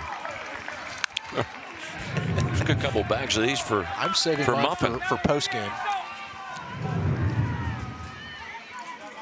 1 ball, 2 strikes. 1 out, nobody on. Or not 2 balls and 2 strikes. Castillo rocks and deals. 2-2. Pitch is down low. And it is 3-2 on Minan. The only easy inning that either pitcher has had. Each pitcher had a relatively easy first inning. Payoff pitch. High chopper off home plate and a foul ball along the third base line. So the Laredo run off the Castillo sacrifice fly made it 1-0 in the top of the second. Bottom of the second inning, Calais singled in the first Maui run, and then 4 runs for Laredo in the third inning. RBI single by Tabota, and then 2 runs scored on a throwing error from the third baseman, and then followed immediately by the RBI single of Cicero.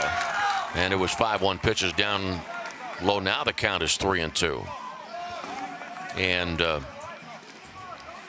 these are the Maui onion and garlic macadamia nuts. Danny, did you get yours? Ball. Next pitch a ball 4. Third walk. Mark, you know Castillo. Danny Corso, who's I do done not. such a great job with all of the handheld pictures? Tough job lugging that camera around. Boy, is it ever. He wears shoulder pads. Top of the batting order for yes, he does. And he'll be working here a couple days. He'll be with the Pirates a couple days. And Duarte, home run on the third, takes a pitch outside. Isaiah Duarte homering in that third inning. Hit it high and deep. Almost looked like the ball carried over that light tower in left center field. The 22nd home run of this Pony League World Series. One player for Maui there in the dugout jumped up as soon as that ball was hit. He knew it was gone. Ball fouled away to the woods. 1-1.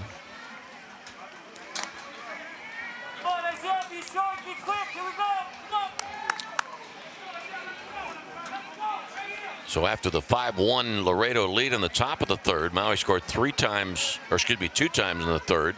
The home run by Duarte. 2 batters later, the RBI double. And a throw to first base. 1 ball and 1 strike.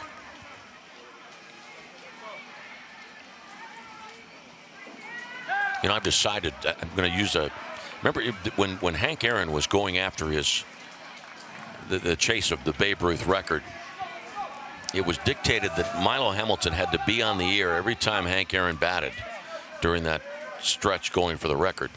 Ball in. Ball's inside 2-1. So what I've decided tonight is every time Kate comes to bat, you announce his at bat. That makes sense, right? No.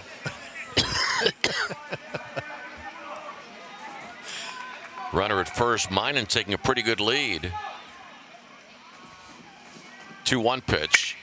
And a line drive foul ball over the head of the first base coach. Now take me back to that. Was Milo Hamilton, back in those days? There were only 2 announcers, 2 Atlanta Braves announcers. It was Ernie Johnson, who was the father of the Ernie Johnson that's a big deal with TBS. Right. And Ernie Johnson, a former Atlanta Braves pitcher, and Milo Hamilton. But it was Milo wanted to make sure he was on the air for the call of the Hank Aaron home run. Okay, I didn't realize. It's not like in those days you had all the other, sports channels and live cut-ins and all that sort of thing.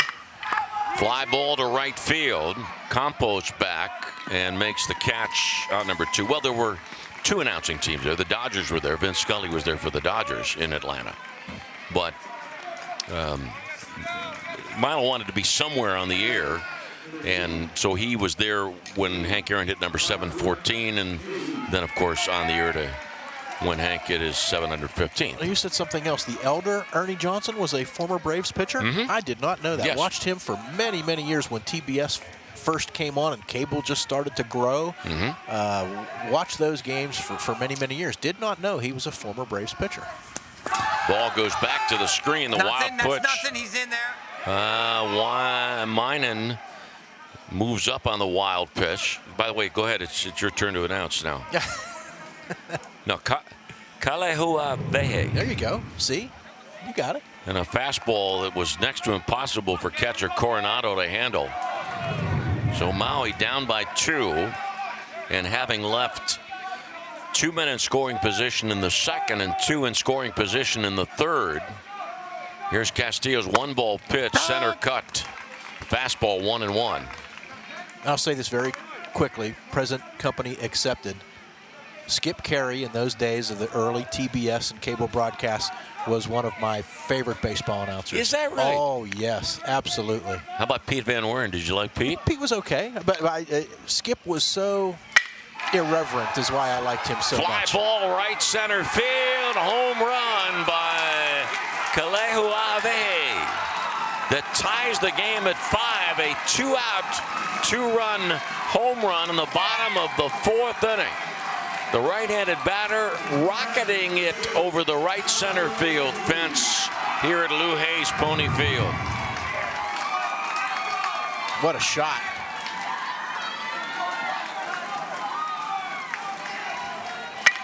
Didn't get over the fence by much, but just drilled. He knew it. As long as he got to first base. We've got a brand new ball game. Yeah, you'll hear baseball hitting coaches talk all the time about getting the head of the bat out in front, whipping those hands through the strike zone. Second home run for Maui in this game. Pitch is outside, and the first hit of this World Series for Kalehua Vehe. And we've got a glove problem. Catcher Coronado going to need either someone to quickly fix his glove or get a new one. You know, 1-out walk. Coming 2 batters in front of the home run. I think that's what I love watching most when I cover the Pony League World Series is the joy on the faces of the players that maybe didn't, whether they expected to do well or not, they're having that moment in the sunshine and the spotlight in a game-tying home run here in the bottom of the 4th inning.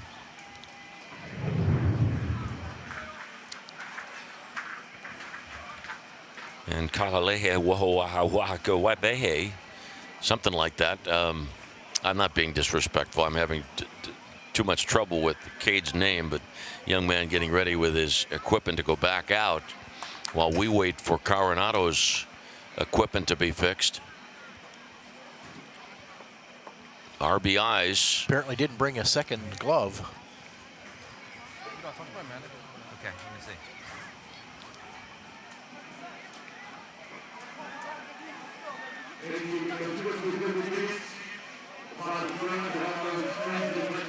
They got one in the car. Can we borrow yours to keep this thing going until it gets back?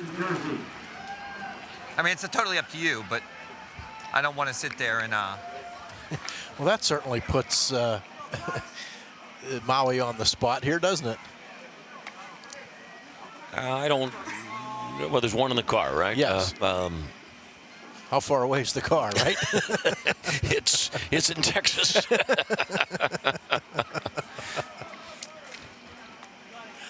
I can't imagine why you wouldn't let for a little while bother a catcher's glove. Well, don't forget 4 games tomorrow as we march towards the championship game. Winner of this game the loser of this game will play tomorrow morning at 12:30 against Bay County, Michigan. The winner will play at 8 o'clock tomorrow against either the same opponent or against Bay County. Well, the glove controversy has been settled. And a called strike on Hawai'i.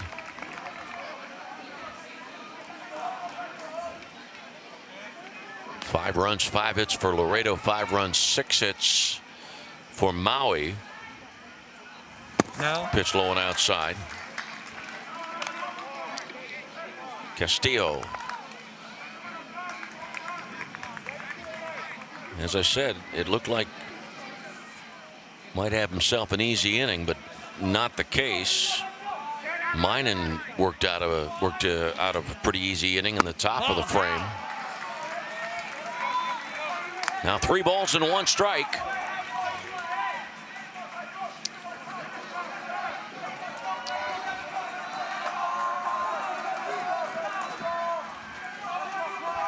Two outs, 2 in, nobody on. Swing and a miss to make it a full count.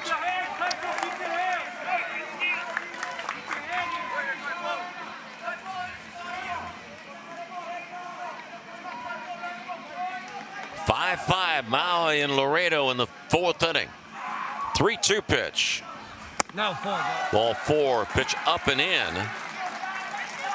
Second walk of the inning. 3rd walk given up by Castillo. And now it brings up Andre Beaudoin.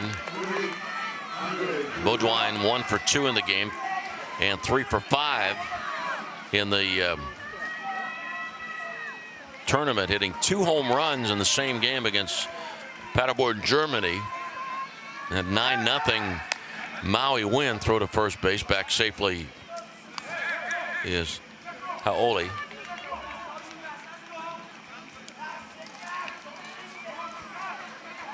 Outfield fanned out pretty well. Sato, the first baseman, holding the runner on. And breaking ball up high.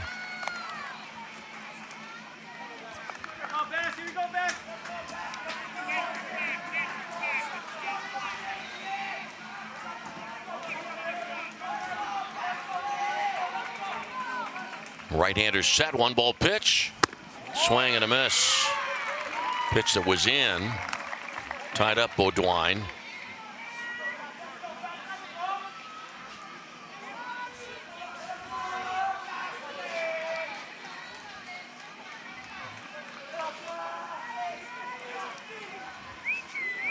Catcher sets up the outside part of the plate, and the pitch is away, the breaking ball away. Swing and a miss, 1 ball, 2 strikes. Well, off the plate, catcher wisely deciding I'll set up off the plate and see if I can get the right-handed batter to chase, and Beaudoin obliged. 1-2 pitch, swing and a miss. Same thing, a breaking ball down and away to end the inning. But Maui comes up with 2 runs on 1 hit to tie the game. The hit, this young man that those of you who are watching on television, he hit it.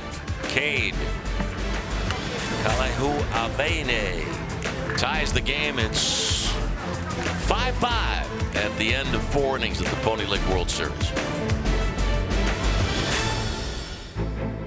Most of the gold on Earth can be found in our oceans. It lies at uninhabitable depths. The gold within resides in a similar darkness. Only there, under the most extreme pressure, will you find gold.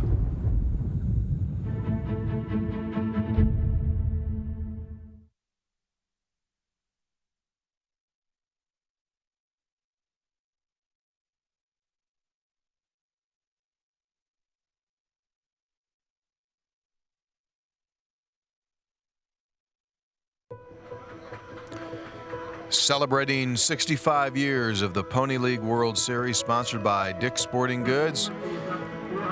Take a look at some of those pictures. Look at those crowds.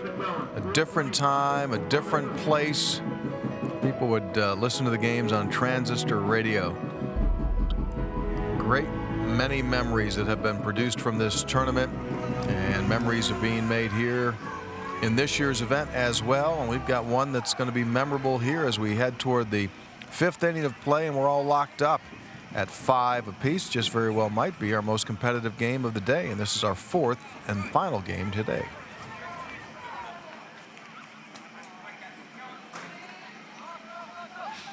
And for the top of the 5th, Julio Taboda to lead off. He's 1 for 2. With that glove taken care of, he had a glove issue,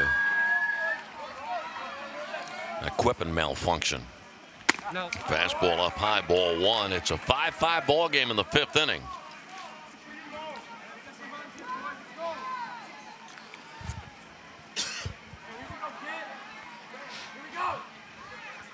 One ball pitch. No.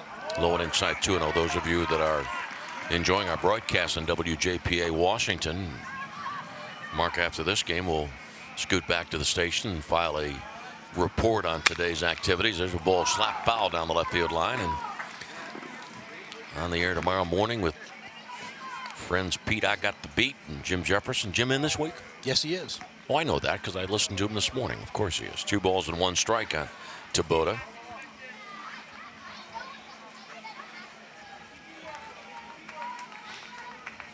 He and I were discussing apparently Clint Hurdle's displeasure with the Pirates.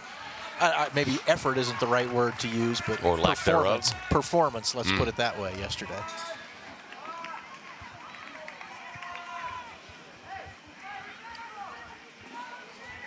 Two balls and 2 strikes on Taboda, leading off this 5th inning.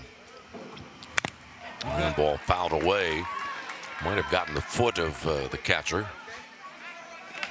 Catcher Kale Huhabehe. A lot of places to watch the action. MLB.com, the American Sports Network. On the air, of course, here at WJPA and our friends at Green Sports Net online, PLWS.org, PonyWorldSeries.org, on Twitter at PLWS 2016. It's everywhere. 2-2 pitch. Low and inside, and keep in mind that many members of the TV crew working for Pikewood have been working every minute of every game since we opened play on Friday. 3-2 pitch, line drive, caught just at the line as Beaudoin was moving into foul territory, and 1 away in the 5th inning. Nice play by Beaudoin there, reaching across his body. Curious to see. I think that would have been a fair ball. Well, maybe not as we get a look at it on the replay, but if you can catch it, make the catch, get the out, and move on to the next batter. Now Sergio Galvan. Galvan 0 for 2. Facing Roy Minen. 5-5 game. First pitch hit by Galvan into right field. And over near the line and moving in a bit. Elmira to make the grab. 2 down in the 5th inning. And now Guillermo Cicero, first baseman, number 5 batter. Cicero 1 for 2 with an RBI single in the 3rd inning. Laredo, Texas 5 and Maui, Hawaii 5.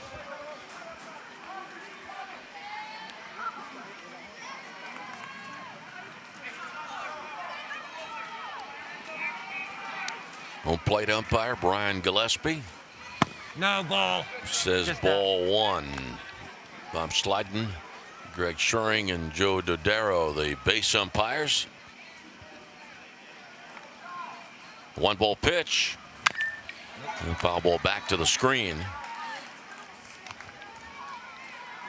Well, we've got 2 more days of activities. Hope you're making plans to be with us for the Pony League World Series final 2 days. Our penultimate day of the tournament tomorrow, featuring 4 games starting at 10 o'clock in the morning. And 12:30, 5:30, 8 o'clock.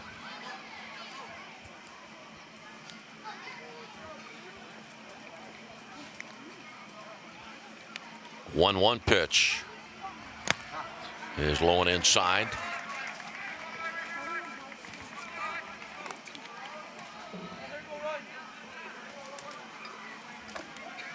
May I have that? You may. I'm going to list of pronunciations I'm going to take home and study overnight.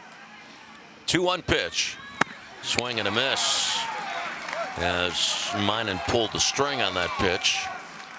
Nobody on, 2 down. Minan has not enjoyed a 3-up, 3-down inning yet today. He did face the minimum number of batters in the first inning.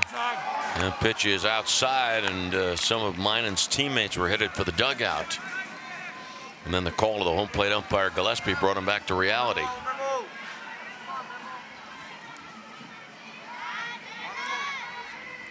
Three-two pitch. Fly ball into right center field. And caught on the warning track, but there's a collision in right. No, ball is dropped in right center field after the collision, ending up at third base. Saucedo. Duarte and Palmyra collided, and Palmyra is the player who is down. It is a triple for Saucedo.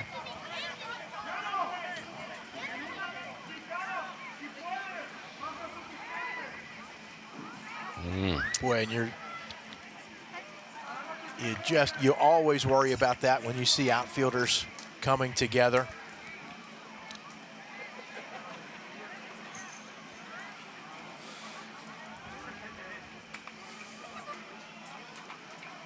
Duarte, the center fielder, sprinting into right center field.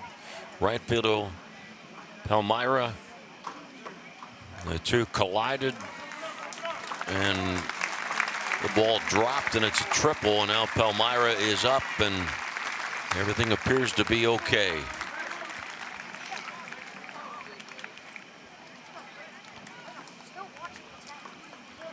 See whether or not we'll get another look at it on the TV side.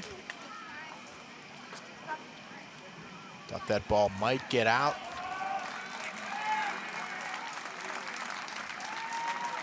Well, I think Duarte had the ball in his glove for a short while.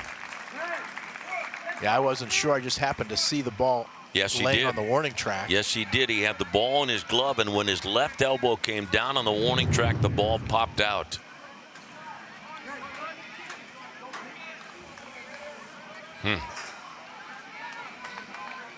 So it's a triple for Saucedo.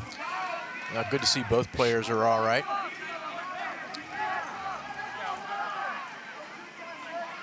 And that brings up Greg Campos, who was 0 for 2 in the ball game.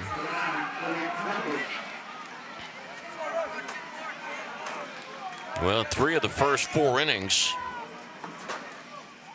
Minan completed the frames with strikeouts, and the first pitch to Campos a strike.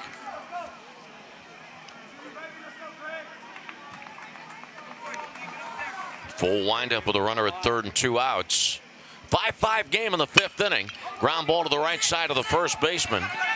And Ducalo will take it himself to end the inning. Laredo, Texas, no runs, 1 hit, a triple, runner left at third. Middle of the 5th inning. Dick's Sporting Goods Pony League World Series. Laredo 5 and Maui 5.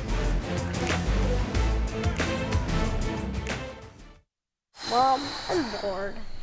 Boy, what are we going to do this weekend? When the family's fun meter runs down, recharge in Washington County. We've got something for everyone. Indoors, outdoors, history, sports, gaming, fun. Visit WashingtonCountyPA.com to get started and share the energy. What a great day that was. Let's do it again. How about next weekend? Yes.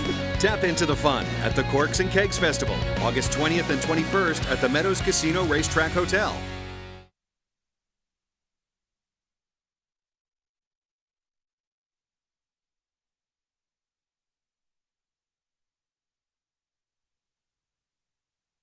This is Anthony Rizzo, all-star first baseman for the Chicago Cubs. When he's not playing baseball, he's reading about baseball. God, he's so good. When he's not reading about baseball, he's listening to baseball. When he's not listening to baseball, what's up, boys? He's watching live baseball. Jonesy. Ooh, that's deep. Ooh. And when he's not watching live baseball, he's playing baseball.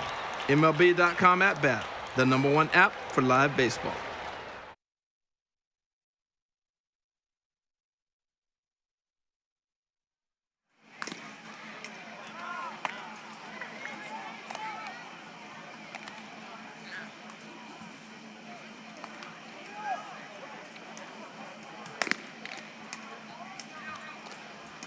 And we're tied at 5. Laredo, Texas, and Maui, Hawaii. Connor Palmyra, who was shaken up a few moments ago in right center field, is going to be leading off the inning. He's 0 for 2. Palmyra. Palmyra, right-handed batter.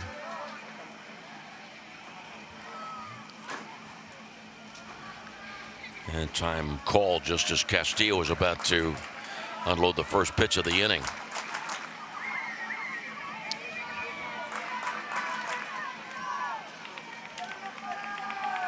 Castillo's pitch is a called strike. I think whichever team loses this game tonight is going to look forward to a rematch tomorrow night, but they're going to have to defeat Bay County, Michigan first. Called strike 0-2. Now the loser of this game plays Bay County, Michigan tomorrow. Good breaking ball, that pitch from Castillo to make it 0-2. Chesterfield, Virginia against Los Mochis at 10 o'clock tomorrow morning. No. 0-2 pitches up high. Chinese Taipei at 5:30 tomorrow against the winner of the Chesterfield Los Mochis game. 1 ball, 2 strikes as Palmyra leads off the inning. And the 1-2 pitch. Outside Castillo with a rather casual start to his full windup, and then boom, unloads it. Not too much facial expression from this young man. And a ball that's fisted up the third baseline. That pitch got in on the hands of Palmyra. Khalifa to follow, and then Ducalo.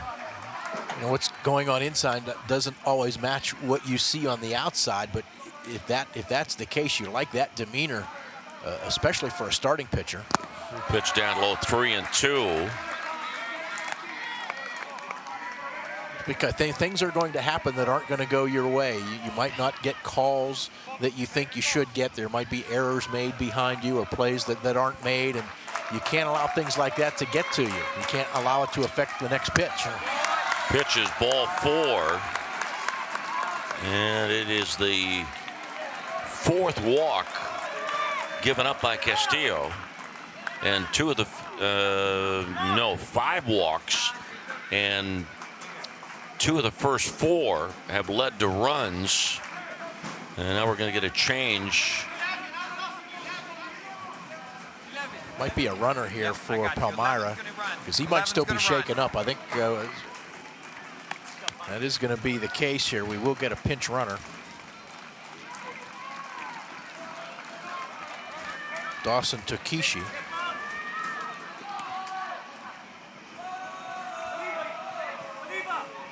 Tokishi running at first. Bunt attempt from Khalifa. The pitch was down low, but it was a strike as he offered at the pitch.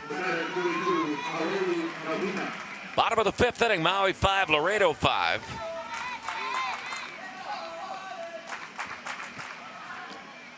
Castillo comes set. Bunt attempt missed. Strike 2, throw to first base, and back is Tokishi. Tokishi pinch running for Palmyra.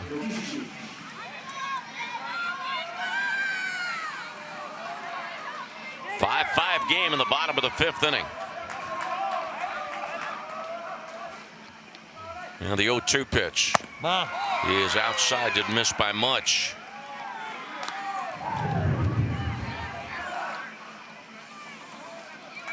And again, we get replays, but that center field camera is not dead center, so that pitch may have been closer than what we saw on the replay. It's off. The camera is offset toward the left field side. Swing and a miss, so Khalifa did not get the bunt down. Then he strikes out, and it is strikeout number 7 for Castillo. 2 in the first, 2 in the second, 1 in the third, 1 in the fourth, 1 here in the 5th. And now Ducalo.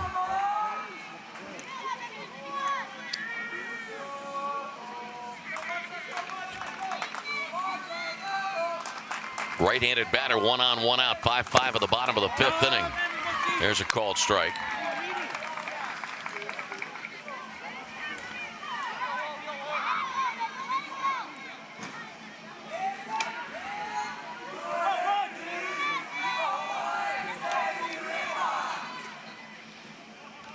Runner at first, Tokishi being held on, a called strike, and it's 0-2 on Ducalo.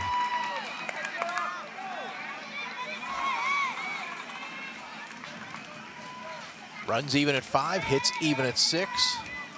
Here in the bottom of the 5th inning. 0-2 pitch. Bouncing ball right side. Diving stop made by the first baseman Saucedo, but he does not have a play. Couldn't get the ball into the hands of his pitcher, who was breaking to cover first. Runners at first and second, 1 out. 5-5 game, bottom of the 5th inning. Good diving stop by Saucedo, but just could not get the ball out of his hands quickly enough. And that brings up Calais, Micah Calais. Calais an RBI single in 2 trips so far tonight. Knocked in Maui's first run back in the 2nd inning. Check swing, foul ball, strike 1. Pitch was up and in.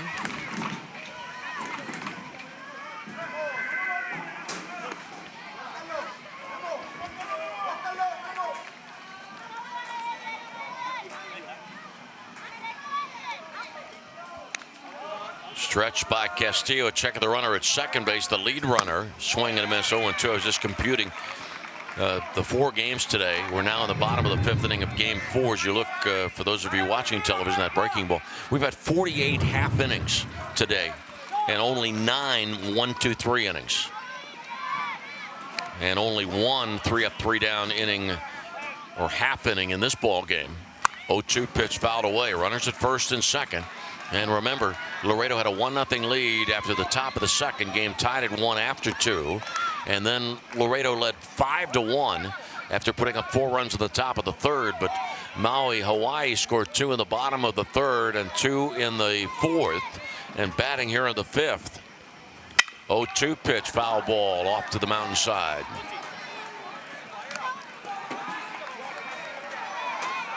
RBIs, including the solo home run of Duarte in the 3rd for Maui. 0-2 pitch. It's a ball. 2-run homer in the 4th inning by Cade Calais Huahedehe. Also an RBI for Aholi and for Calais, who's in there now. 1 ball, 2 strikes. And a foul ball back to the screen. On the other side for Laredo, 5 runs but only 3 RBIs. Tabota, Saucedo, and Castillo 1 each. 2 runs scored for Laredo in that 4-run 3rd inning by way of a throwing error. 5-5, bottom of the 5th inning. Coronado sets up outside. The catcher takes a pitch off the plate from Castillo, and it's 2-2. Calais doing a good job. Fouled off a couple of pitches with 2 strikes. Worked the count even now.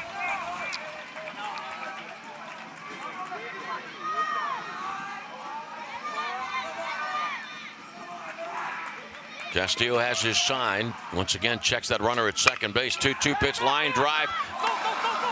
Foul ball off the first base line. A ball that should have been caught.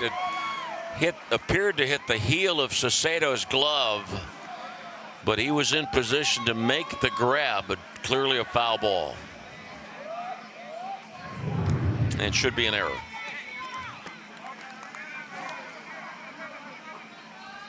Yeah, feet, 1 foot on the line, and then clearly reaching over the line. And Calais in the batter's box, the number 8 hitter with pitcher Minen on deck. 2-2 pitch. Runner going from second, ball popped First baseline and out of play. Well, I'll tell you, Tokishi had a real good jump off second base.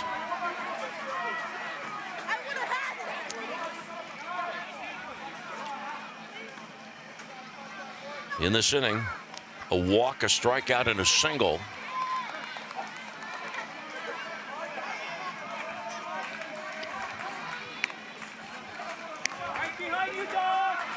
Two balls, two strikes, one out.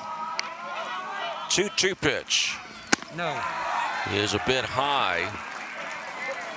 Calais looked like he thought that pitch would be up and in on him more. He bent the knees and was waiting to see if he benefited from the call, and he did. It's 3 balls, 2 strikes. Let's see if the runners are going here. 3-2, 1 out. Runners at first and second. Runners not going. Called strike 3, 2 outs. Strikeout number 8 for Adrian Castillo. Get another look at it. Nice pitch. Breaking to the outside edge. And now Roy Minan, the pitcher, has a chance to help his cause. Minan struck out in the second, walked and scored in the fourth. Right-handed batter. 5-5 in the bottom of the 5th inning.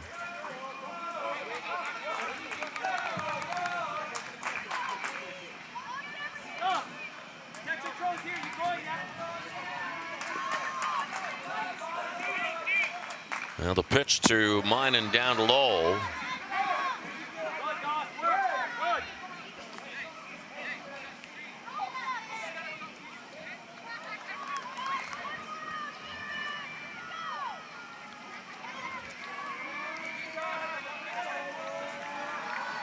Maui has scored the last 4 runs unanswered. Foul ball out of play. 1 ball and 1 strike.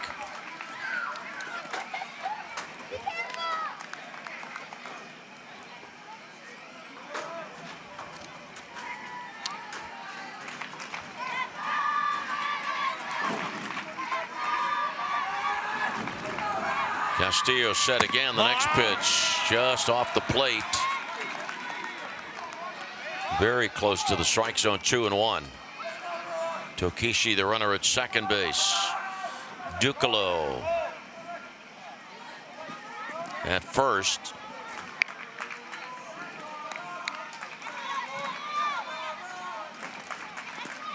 And the 2-1 pitch from Castillo. Hit in the air to right center field. Tabota, the center fielder, is over and he makes the catch. That's the 3rd out of the 5th. No runs, 1 hit, 2 left on base. And Maui has stranded 7 base runners in the game. After 5. Laredo, Texas 5 and Maui, Hawaii 5.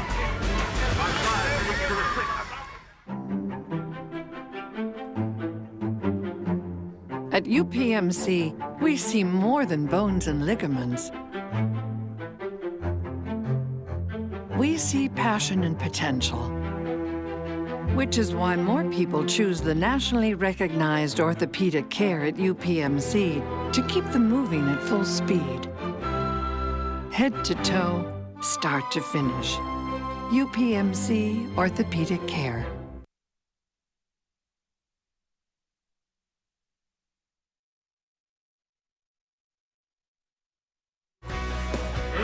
Well, some great tourist attractions are available to you here in Washington County.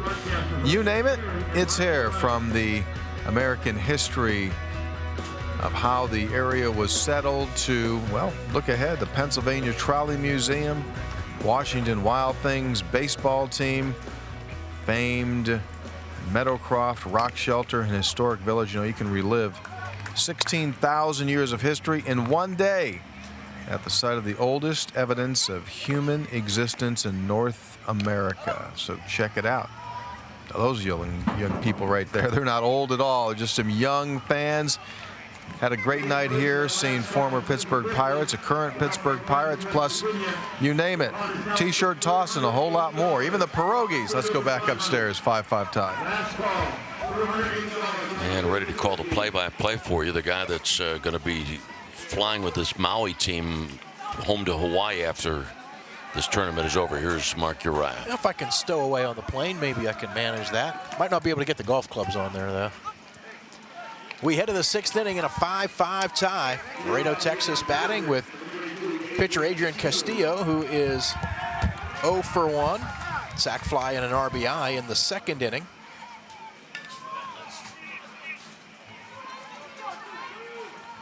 Roy Minen on the hill. And he delivers low and away to the right-handed hitting Castillo. Roy Minen for Maui. He's given up 5 runs. I have 2 of those earned. Pitch fouled off by Castillo, a ball and a strike. Minen has surrendered 6 hits. He's walked 1 and struck out 5. He's also hit 1 batter.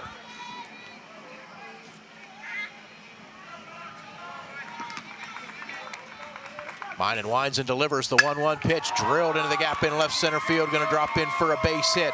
Duarte going to cut it off at the warning track, and Castillo will stop at first with a leadoff single. Hit number 7 for Laredo. Teams now even in the hit column with 7 apiece. And I think we're going to get a runner here for Castillo.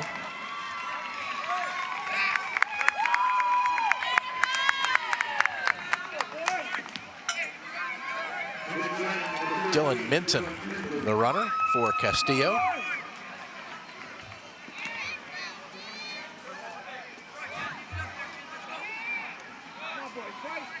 So leadoff man on here for Laredo in a 5-5 game. Top of the 6th inning. Roberto Coronado, the batter, 0 for 2. Swings and foul tips the first pitch. Again, the winner of this game comes back tomorrow night at 8 o'clock and will need to win only 1 more game to get to Wednesday night's championship game. Breaking ball stays high to Coronado, a ball and a strike. Loser of this game comes back at 12:30 tomorrow afternoon against Bay County, Michigan. The survivor of that game comes back at 8 o'clock to face tonight's winner. A phone's eye view. 1-1 pitch. No. Check swing. Pitch tailed down and away from Coronado. 2-1.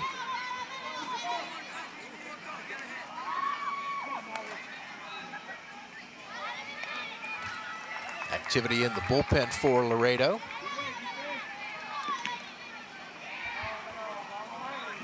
And that's Greg Campos. 2-1 pitch. Lifted foul. That will get out of play on the first base side. 2 balls, 2 strikes. Each team with a run in the 2nd inning. Laredo 4 in the top of the 3rd. Maui with 2 in the 3rd and 2 more in the 4th to tie it up at 5.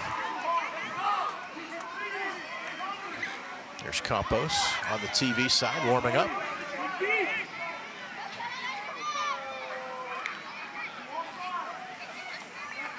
Dawson Takeshi ran for Connor Palmyra in the bottom of the 5th. He stays in the game to play right field. Swing and a miss by Coronado, down on strikes for the first out of the inning.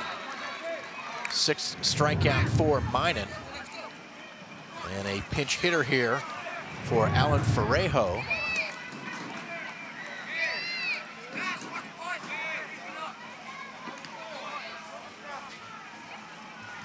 It's going to be Juan Carlos Coronado. Would you fill me, would you bring me up to date here? Castillo? Can do that. Castillo with a base hit. 13, Dylan Minton running for him at first base. Juan Carlos Coronado batting here for Alan Ferrejo in the number 8 spot. First pitch breaking ball from Minen drops in for a called strike. Just excuse me for being away, but I had to do something, and coming back I was introduced by Bob Gregg to his son Andrew. Very great to see Andrew again. Who's going to be in the Navy, huh? He is. Yes. Or is in the Navy. Yes, he is. Called strike on the outside corner to Juan Carlos Coronado. Roberto Coronado struck out the 2nd batter of the inning. Just to help you get caught up there. Thank you. Swing and a miss. And this is a pinch hitter here. That is correct. Who just went down on strikes. That is right. 7th strikeout I have there for Minen. 2 Coronados are twins on this Laredo team. And 2 Alanis twins as well. Alan Villarreal to bat here. Swings and foul tips the first pitch into the catcher, the catching glove of Cade Kalahuavehe. 1 strike to Villarreal. Minor delivers. There's strike 2. Fastball down on the outside part of the plate. Framed very well by the catcher. Runner going on the 0-2 pitch. It misses for a ball throw down into center field. Hawai'i was a little late getting over there. But Minton, I believe, had the base stolen anyway. Big run out there in a 5-5 tie. Pitch missed outside. Good jump by Minton, who is running for the pitcher, Castillo. 1 ball, 2 strikes to Villarreal. Minor delivers. Rolled foul up the first base line.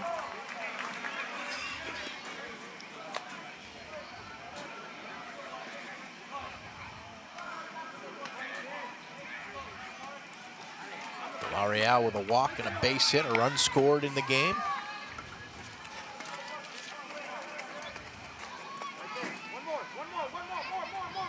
Minor stretches and delivers. Well, he'll turn around because Minton was getting further and further off second base. Now second baseman Calais gonna cheat over to try to bring him back, and is able to do that. Pitch misses down and into the left-handed hitting Villarreal. 2-2.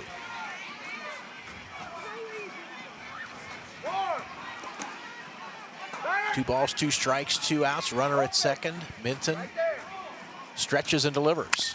Fouled off the end of the bat. This is the 12th game of the tournament. Of the first 11, only 2 games decided by 1 run. Laredo's 5-4 win over Bay County, Michigan on Saturday, and the 6-5 Peters Township win over Johnstown on Sunday.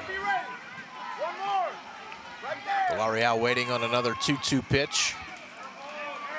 And he asks for time and gets it.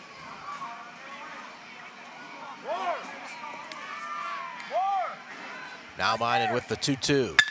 Hit on the ground to the right side. Calais, nice scoop, spin, and throw to first to retire the side. Leadoff single, but Laredo leaves the runner stranded at second. And we'll go to the bottom of the 6th inning. We are tied at 5 here between Laredo, Texas and Maui, Hawaii at the Dick's Sporting Goods Pony League World Series.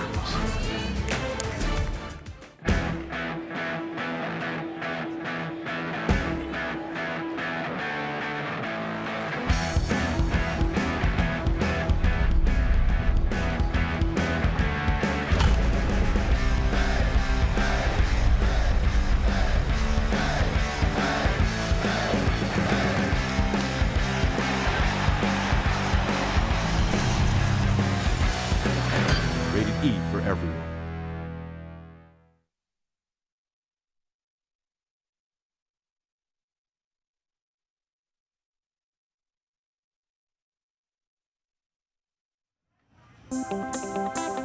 Our 4th day of this Dick's Sporting Goods Pony League World Series is almost ended. We've got 2 more days to go, and we encourage you to follow all of the remaining games for tomorrow. And our championship game or games on Wednesday, we'll have those for you here on MLB.com, and the American Sports Network will resume action tomorrow morning bright and early, 10 o'clock here in the East. Who's going to win this one?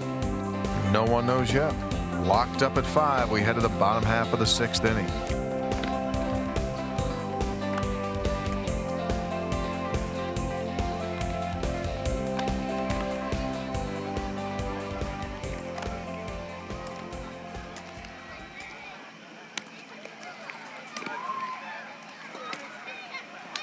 Changes here for Laredo as we go to the bottom of the 6th inning.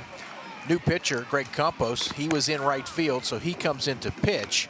Adrian Castillo, who was pitching, goes to first base, and Guillermo Sauceda, who was at first base, is now in right field. 5 innings for Castillo. He gave up 5 runs, struck out 8.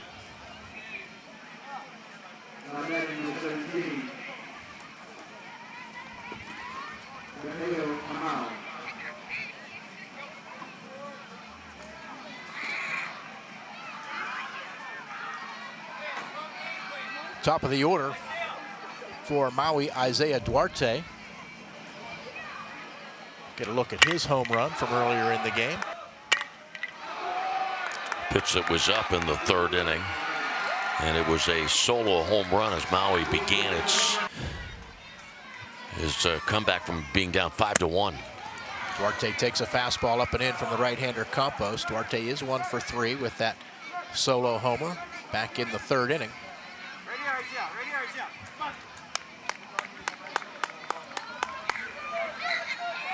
Getting late here in the bottom of the 6th, but a 5-5 ball game. Duarte takes a fastball right down the middle. First pitching appearance for Campos in the series. 1 ball, 1 strike.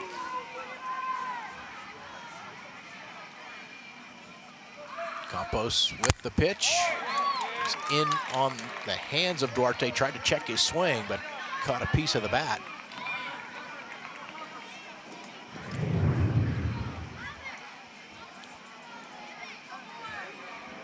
And got a piece of the right arm of the home plate umpire. So by tradition, the catcher goes out to the mound to give the home plate umpire a few seconds. I knew I heard something there that didn't sound quite right. I thought maybe it got a part of the hand or fingers of Duarte as well, but he didn't react as if it did. So 1 ball, 2 strikes here to Duarte, leading off the bottom of the 6th inning for Maui. They'd love to push at least a run across here in the bottom of the 6th inning and put the pressure on Laredo in the top of the 7th. 2 balls, 2 strikes.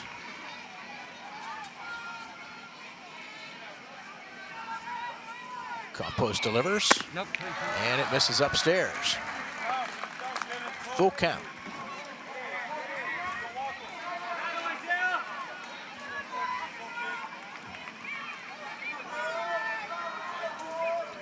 Right-hander for Laredo on in relief here of Adrian Castillo. Delivers a 3-2 pitch, swing and a foul tip held onto by Roberto Coronado for the strikeout. Great pitcher, 3-2, just challenged the hitter, didn't mess around. Was able to get it down a little bit.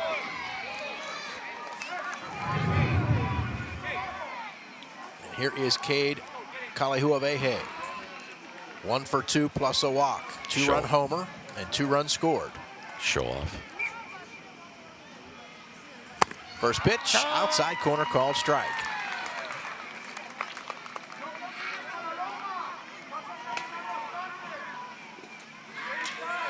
Five here in the bottom of the 6th inning.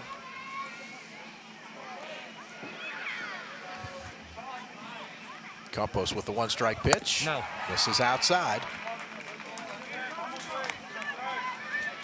Talked about tomorrow's early games, 10 and 12:30. Free admission for those 2 games, so please come on and join us.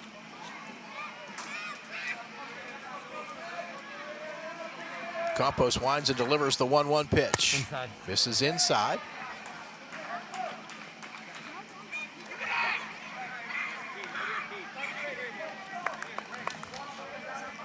I have my itinerary here in front of me. I believe tomorrow is also, is it military appreciation tomorrow night? 5 o'clock tomorrow. Yes, it is. Okay. I'll make sure we get that mentioned.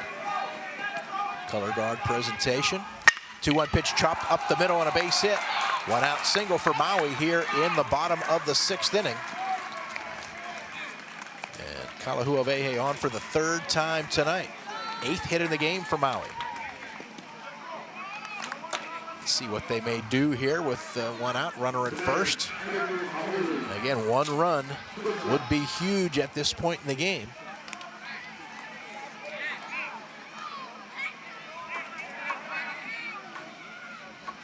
force Laredo to match whatever Maui puts up here.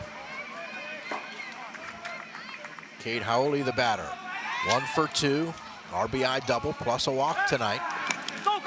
Throw over, ball gets away, and Kalahuabehe is going to get to second. He'll make a turn there, but won't risk going any farther. That should be an 8-3. That was not a bad throw at all. Castillo just didn't catch it. And boy, you talk about a big 80 feet. You don't have to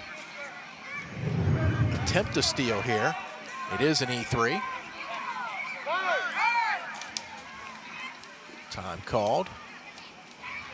One of those wiffle balls getting out into left field.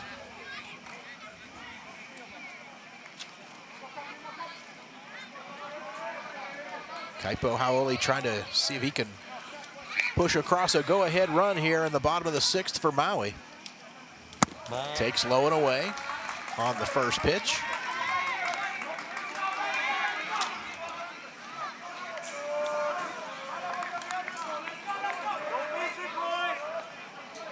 Now keep in mind, Maui has left 7 runners on base, 5 in scoring position. Greg Campos checks the runner at second. Now delivers. Fastball at the knees for a called strike.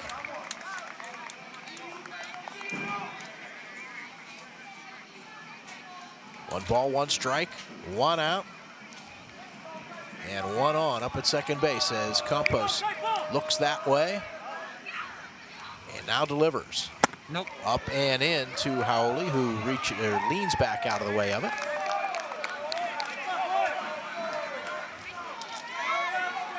Maui dugout trying to encourage Hawai'i to bring home a go-ahead run.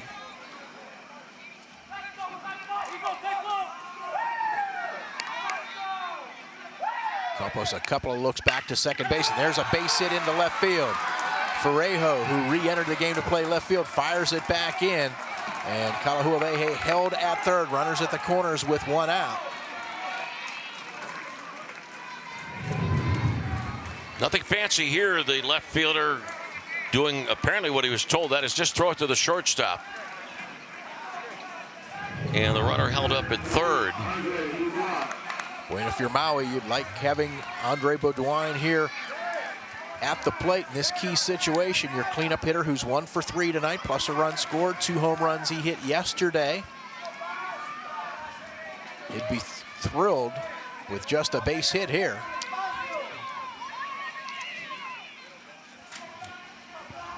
Campos with runners at the corners delivers. Fastball fouled straight back. Good cut by Beaudoin, but only got a piece. Boy, I should say it was a good cut.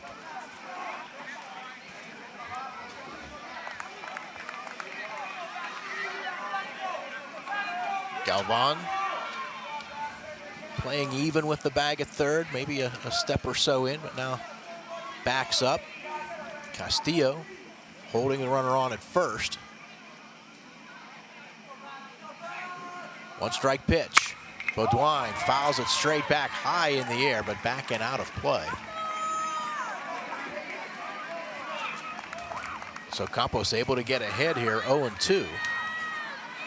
And this is a situation here where, you know, normal circumstances, you maybe like to throw one in the dirt and see if you could get Beaudoin to chase, but with a runner at third and a 5-5 ball game, that's maybe a little more of a risk than you want to take. Here comes the 0-2. No. Misses outside.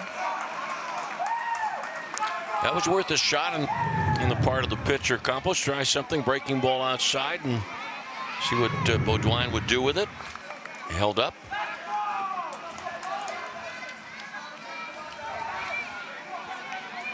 One ball, 2 strikes now. Runners lead from first and third. Campos delivers. And misses again outside. That one a little low, and Roberto Coronado had to get out there and make sure it didn't get past him. 2-2.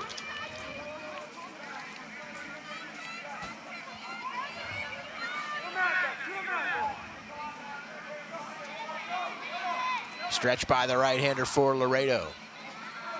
And the pitch. In the dirt, blocked. Trickles away from Coronado, but not far enough for the runners to advance. Count is full. Well, was that a top shelf play made by Coronado? It was a breaking ball, and it was the ball bounced about 1.5 feet out in front of the catcher, which made it an extremely difficult block to make. And it looked like it got Coronado's bare hand before it got to the chest protector, so he's trying to shake that off.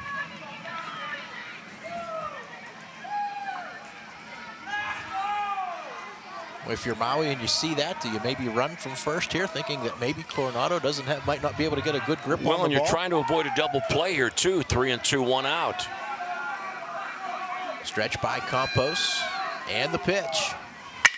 Line drive, base hit into right center field.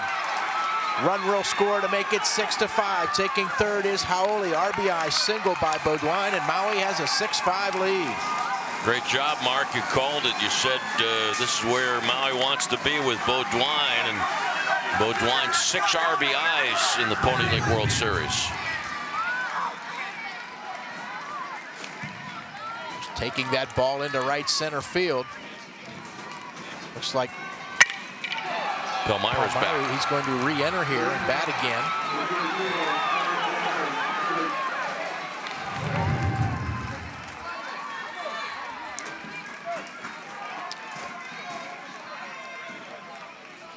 Three straight singles after the first out was recorded.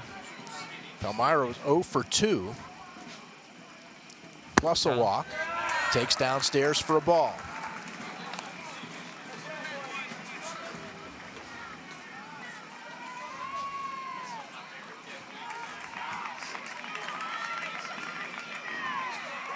So Maui gets the go-ahead run and still in business here with runners at the corners and 1 out.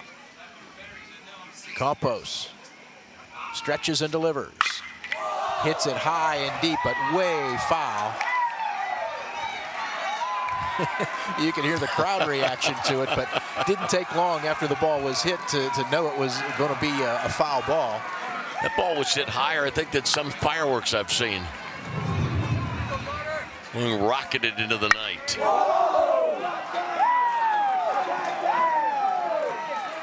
Like one of the shooting stars that they predicted would be coming in our skies during the month of August.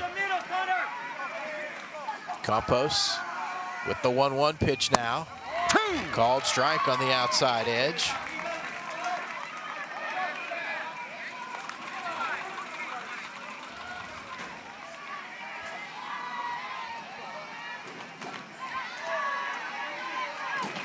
Campos trying to keep it a 1-run deficit now. Breaking ball away. Here's the pitch. And it is more than just a little away. Palmyra not tempted to go after that one, 2-2.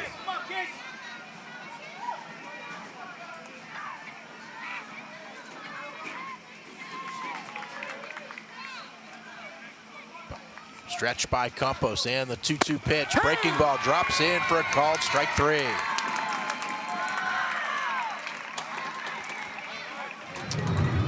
Campos. 10 strikeouts now recorded by Laredo pitchers. Second one for Campos.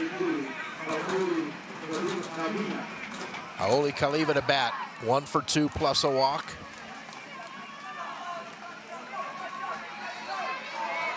Maui got the go-ahead run. Now they'd like to get an insurance run. Again, Laredo going to have to get at least one in the top of the 7th. And Laredo's at the top of its batting order for the top of the 7th. Dean Yamashita out of the dugout for Maui, or excuse me, it's the manager James Christman for Laredo. So they get an offensive meeting here on the halfway up the third base line as well.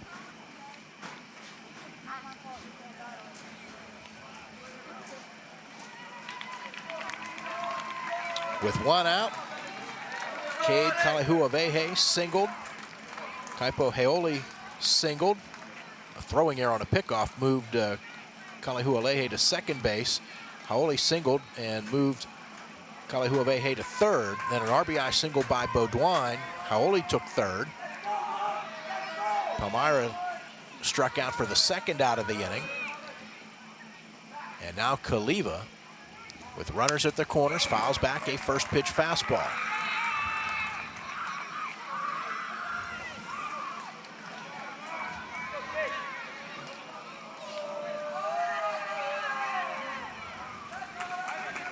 Greg Campos for Laredo gets the sign. Coronado sets up well off the plate outside. One strike pitch, swing and a miss. I've been watching to see if Maui might try to steal a run here and send the runner from first base, have him get a run down, try to tack on that additional run. No balls, 2 strikes. Campos with the stretch. And the pitch. Runner does go from first. Pitch misses away. Gets away from the catcher Coronado. But no movement from third by Hawai'i.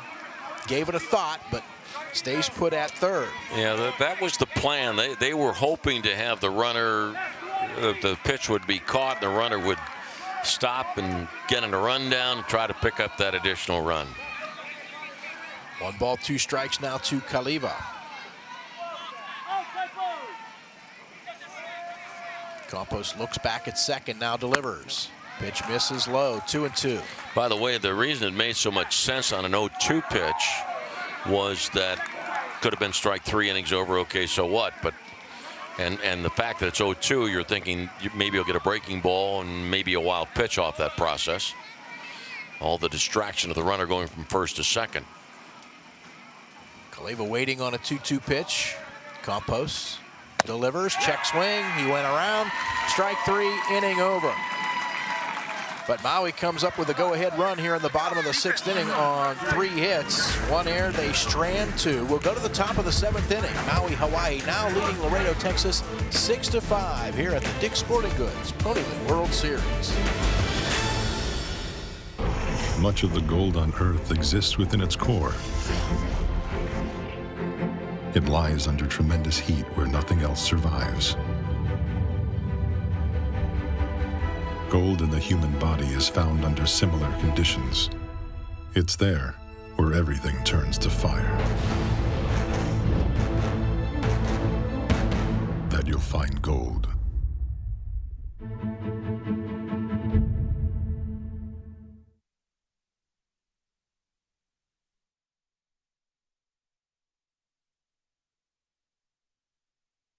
This is Anthony Rizzo, all-star first baseman for the Chicago Cubs.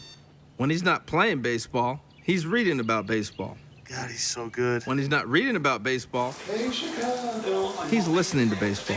They look like superstars. When he's not listening to baseball, What's up, boys? he's watching live baseball. Jonesy. Ooh, that's deep. Ooh. And when he's not watching live baseball, he's playing baseball. MLB.com at bat, the #1 app for live baseball.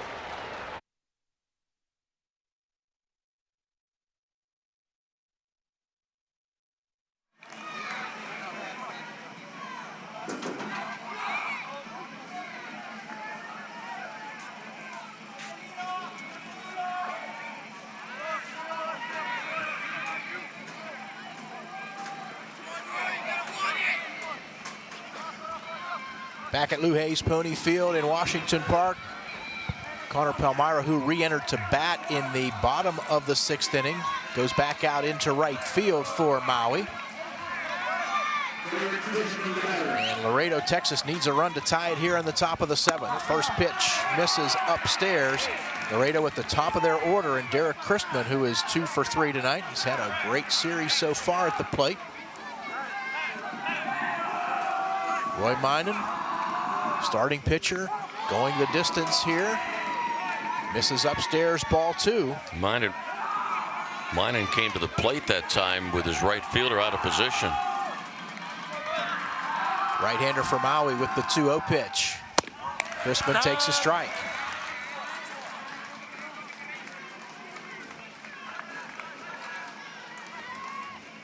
Two singles and a run scored for Crispin.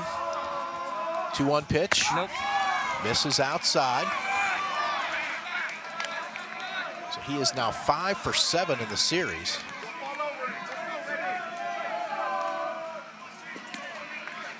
Three and one as he takes a ball. And now Minan with the pitch. Fastball, fouled straight back, full count. That was a great cut by Christman.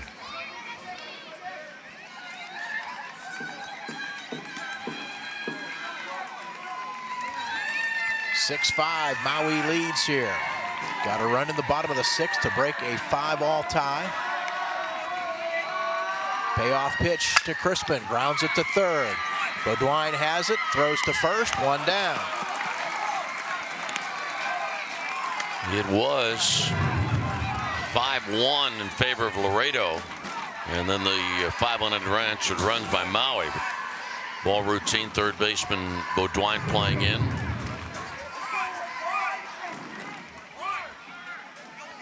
Julio Cesar Taboada, the batter now.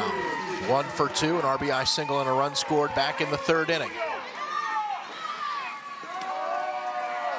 Getting the leadoff hitter doesn't guarantee anything as Taboada steps in, chops the first pitch to the right side, handled by the first baseman. Ducalo throw to first just in time with Minan the pitcher covering to get the second out of the inning. Smart play. Minan knows any ball hit to the right side of the infield, he has got to get over there, and he broke immediately. As soon as that ball was hit, he broke immediately. Even though it was a high chopper, first bounce took the high bounce, got over to take the throw. Well done. And I didn't get the finish. I was going to say getting the first batter doesn't guarantee anything, but sure makes things easier. And now, especially now that you get the second out, Sergio Galvan now trying to keep it going here for Laredo. Swings and misses at the first pitch.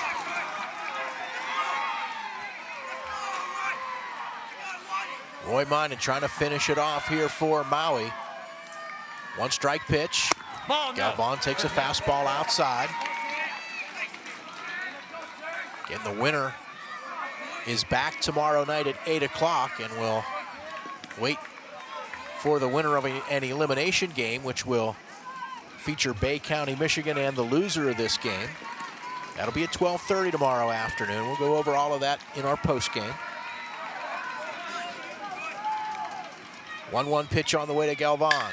Hits it in the air well to right field. Takeshi goes back, or excuse me, Palmieri goes back, makes the catch, and the ball game is over. Maui, Hawaii, with a 6-5 win here over Laredo, Texas. Maui, one win away from a berth in the Pony League World Series championship game. Great back and forth ball game here tonight. 3 up, 3 down in the top of the 7th inning. And it is a 6-5 win for Maui. An interview from downstairs and a recap of the game all coming up when we come back here at the Dick's Sporting Goods Pony League World Series. Mom, I'm bored. Boy, what are we going to do this weekend? When the family's fun meter runs down, recharge in Washington County. We've got something for everyone. Indoors, outdoors, history, sports, gaming, fun. Visit WashingtonCountyPA.com to get started and share the energy. What a great day that was. Let's do it again. How about next weekend? Yes. Full steam ahead for old-fashioned fun at the National Pike Steam, Gas, and Horse Show, August 12th through 14th in Centerville.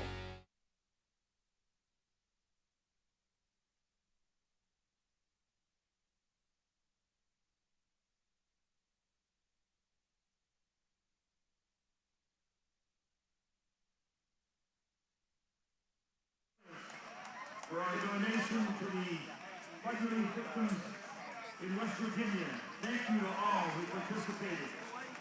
And McCutcheon shirt, Nathan Mancuso from Washington, Pennsylvania. So with Tom and Nathan, please come to the press box.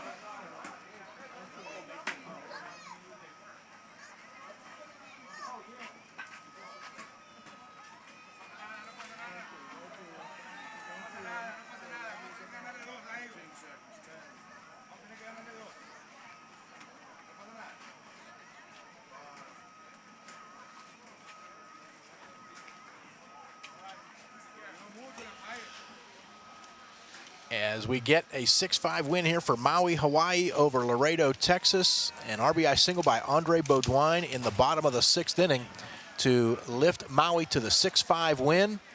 And another game tomorrow night. And they may very well face Laredo again. It will be either Laredo or Bay County, Michigan. More on that in just a minute. And let's go downstairs to Tony. Thank you very much, Mark, and I'm joined by the manager of the team from Maui, Dean Yamashita. Coach, congratulations to you. You guys got behind 5-1. Obviously, that was a point where you could have said, hey, it's not our night. You did not make a pitching change. Obviously, you've got great confidence in your hurler. Whereas one of our Bulls, he made a lot of good pitches tonight. You know, our defense kind of had a letdown there. You know, from the beginning, I told these guys the only way we have a chance to win this tournament, we need to play baseball and playing catching, throwing the ball, and making good decisions. And basically, that's what we lacked early in the game. We never really felt that we couldn't come back. We came back before. These bunch of kids, from day one, I told them we have a chance if we're number one between the years. And they showed it tonight, a lot of heart, and the results showed it. So the game's tied at 5. Potentially, we could have been heading into extra innings. Talk about the sequence in which you got the run. You know what? I cannot remember, to tell you the truth. And that's not a lie. We had good at-bats. The plan was if the first guy got on, it was going to be a sacrifice, and obviously he failed to do that. But I'm glad things worked our way. We hung in there. We made good decisions. We put the bat on the ball. I just give these kids credit because they're strong-minded players, and they're going to give us a chance every game. All right, what do you have now left arm-wise here as you get ready for tomorrow? Well, we got our third starter. We don't really have an ace. Kaipu's been the guy. I was number 1, Roy's number 2, and Kayo's probably going on the mound number 3. We got a couple guys in relief, could also be starters, but we feel like we're in a groove right now as far as pitching, days rest, the rotation. So we're pretty confident as far as how they're feeling right now. You get another W tomorrow, you'll be in the championship. Whew. Well, just one game at a time. I told the kids just play one game at a time. Don't look ahead, and just keep it simple. Outstanding. Hopefully the folks back home were watching in there and they enjoy what they see. Congratulations to you. Thanks again. All right. Dean Yamashita, the manager of the team from Maui. As we take a look now at this bracket and how this is playing through, 6-5 is our final score here.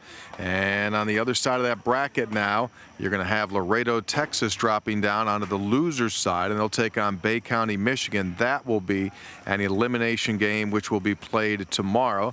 And you'll see Maui now advancing on, and they'll be back into action at 8 o'clock tomorrow night. So the list of the 10 teams that came in here continues to be whittled down, and tomorrow some more teams will face that elimination round. And then on Wednesday, we will play a championship game depending on how things go tomorrow. We could have potentially 3 games. The situation with double eliminations, we could have as many as 3 games on Wednesday, or if it holds true to form, we get a couple of winners coming through tomorrow, including Chinese Taipei. They're currently undefeated. Potentially, we would have just the one title game, 7:30 Eastern on Wednesday night. And so a long day of baseball, which began with a 90-minute delay this morning, is finally over. We head in toward the midnight hour here in the East. And celebration time for the folks from Maui. Another big night for Chinese Taipei as this Pony League World Series continues to develop some great storylines. Thanks for being with us, everyone. We'll talk to you again tomorrow from here at Lou Hayes Pony Field, the Dick's Sporting Goods Pony League World Series.